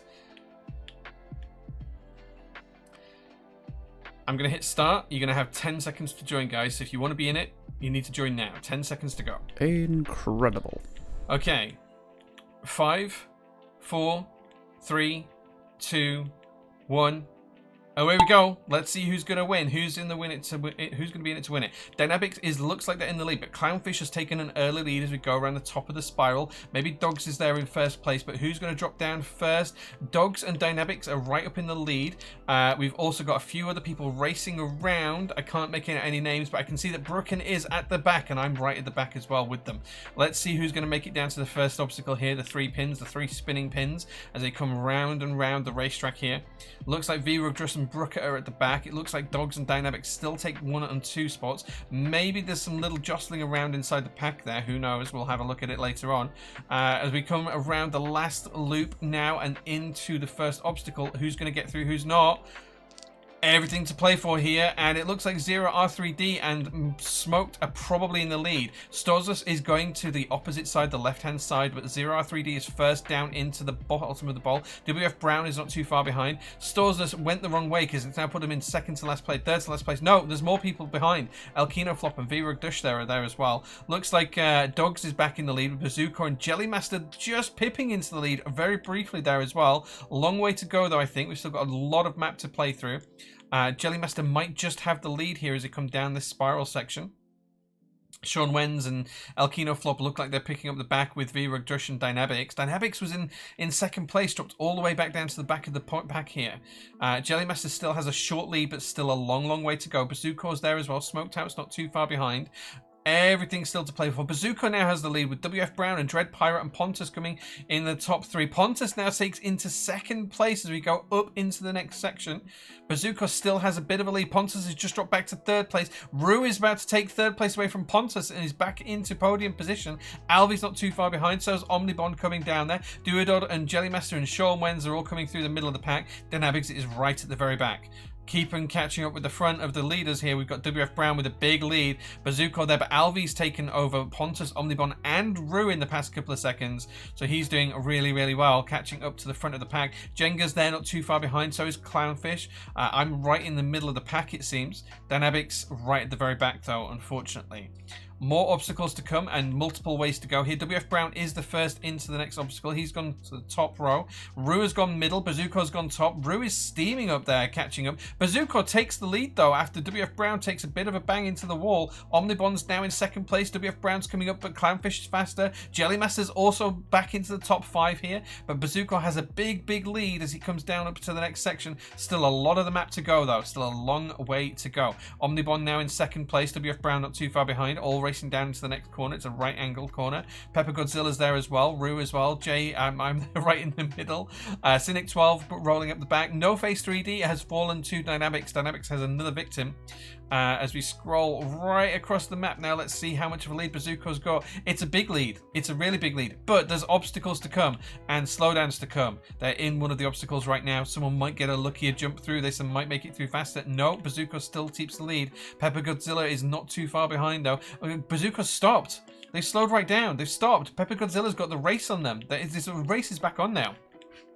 Jenga's coming up as well. Rue's there back into the top 4. WF Brown is not too far behind. Captain Regret's in there as well. Dread Pirate Reg isn't doing too badly either, but there's another few obstacles here. Is this going to be the one that slows Bazooka down? It is. Is anyone going to be faster? Jenga takes the lead. Jenga is now in the lead as it comes into the second pot. Still the Kaplunk Tower to go, though. A long way of the map left to go. Bazooka's now in second place, but Lazy Keiko takes second away from him. Omnibon's not too far around. Captain Regret and Pontus are coming up too. So is Sean Wenz and Exists as we come around into the Kaplunk studio. This is a tower of Kaplunk, so it's not just one to get through, it's multiple. Let's see how this pans out. Anyone could take the lead here. Jenga and Lazy Keiko now just has the lead. Bazooka's catching back up. I'm there as well, so is Captain Regret. Lazy Keiko looks like they've got the lead, though. This is all to play for. Anyone could make it through this. All about luck as we fall through these towers. Lazy Keiko probably has a bit of a lead, though. Maybe it's too much to be overcome. Jenga's speeding up, though, by the looks of it. So is Bazooka there. I'm coming up to take into 5th place, I think, at the moment. Captain Regret's there as well. Duodod might just be overtaking me in the last sections here. Still a long way to go until we get to the finish line. Who's going to be first? Looks like Captain Regret, maybe Bazooka, Lazy Keiko, Dread Pirate Reg. It could be anyone. Looks like Lazy Keiko is there to be the winner. Looks like they're going to be the winner. Is anyone going to beat them? Lazy Keiko takes the win. Jenga takes second place. I get third. WF Brown gets fourth. Bazooka gets fifth. Duodod gets sixth. Clownfish gets seventh. Dread Pirate Reg gets eighth. EFNX gets ninth. And Rue gets 10th. Well done, guys. Congratulations. Still some people at the back running through. Looks like Dynamics made up some good spaces there, though, because it looks like Chaos 23 is right at the back. And Gillimer as well. The 223 boys right at the very back there. Let's see how that pans out into the results now. Everyone has finished, or just about finished. There we go. Lazy Keiko, 4 minutes 55 seconds. You take the win, you take the prize, you get the solid silver keycap. Reach out to any of the moderators or myself with a Discord DM, including your full name, address, and email address and phone number so we can ship that out to you this week. So there we go. Okay, so Lazy Keiko came first. Top 10 was Rue. After that, in 21st place, we had Omnibon.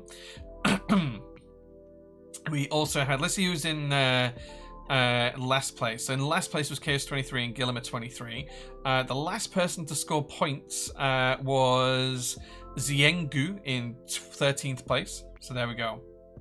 That was nice and fun. I hope you guys enjoyed that. I hope you guys enjoyed it. Right. So please reach out Laser Keiko, and I'll get this keycap, including fingerprints, because it's very fingerprint heavy, shipped out to you this week. Let's catch up with chat. Fast marble. I don't think it works like that. My marble was kissed by Adrian Newey. Maybe for the first couple of laps, yeah. Colours are super cool. Want to get my 3D glasses? Nice. Ferrari strategist told me to drive into the obstacle. The pressure. Bullet bill. Yeah. Best result yet? Nice. Nice. Congratulations. Goated win. I feel non-exploding maps. Yeah, the exploding maps are difficult sometimes. They are difficult. 8 is very respectable. It is, yeah. Rerun for the gold one. I don't have a gold one. I only have the silver one. They were kind enough to send me this to review. Well, not review really, but just kind of show off on stream, and I just wanted to give it away. It is really cool. It is a cool keycap. If you like this kind of thing, it's solid silver. It is cast and then polished, but it's pretty nice. It's pretty nice. It's good quality. Right. Okay. That is it for the stream today. I am really, really tired. Just to recap, don't forget we are still closed tomorrow. Prototype is still closed. It's a bank holiday tomorrow in the UK on Monday. So even if I wanted to, I can't ship anything tomorrow. But I will be here at the workshop. So do check out on Discord and Instagram for some updates from that perspective.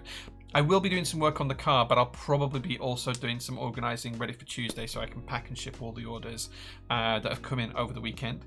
If you do make an in-stock order over the weekend or tonight or tomorrow, it will ship out on Tuesday, guaranteed. I will make sure it ships out on Tuesday.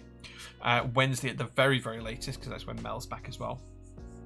But yeah, if you guys are interested in anything, please do check out the store. I thank every single one of you for watching today. Thank you so much. I hope you enjoyed the board. I'm really, really excited to use this for the next few days on my desk. In fact, no, I have to ship it on Tuesday, so I'm only going to get to use this tomorrow on my desk. That's slightly disappointing. I'm not going to get to enjoy this lovely board much longer. But it is what it is. It is what it is. Right. Thank you so much for watching, guys. I appreciate every last one of you. I'm going to go drive home now. Check out Instagram and Discord for updates during the week. Much love, and I'll see you all again soon. Bye-bye.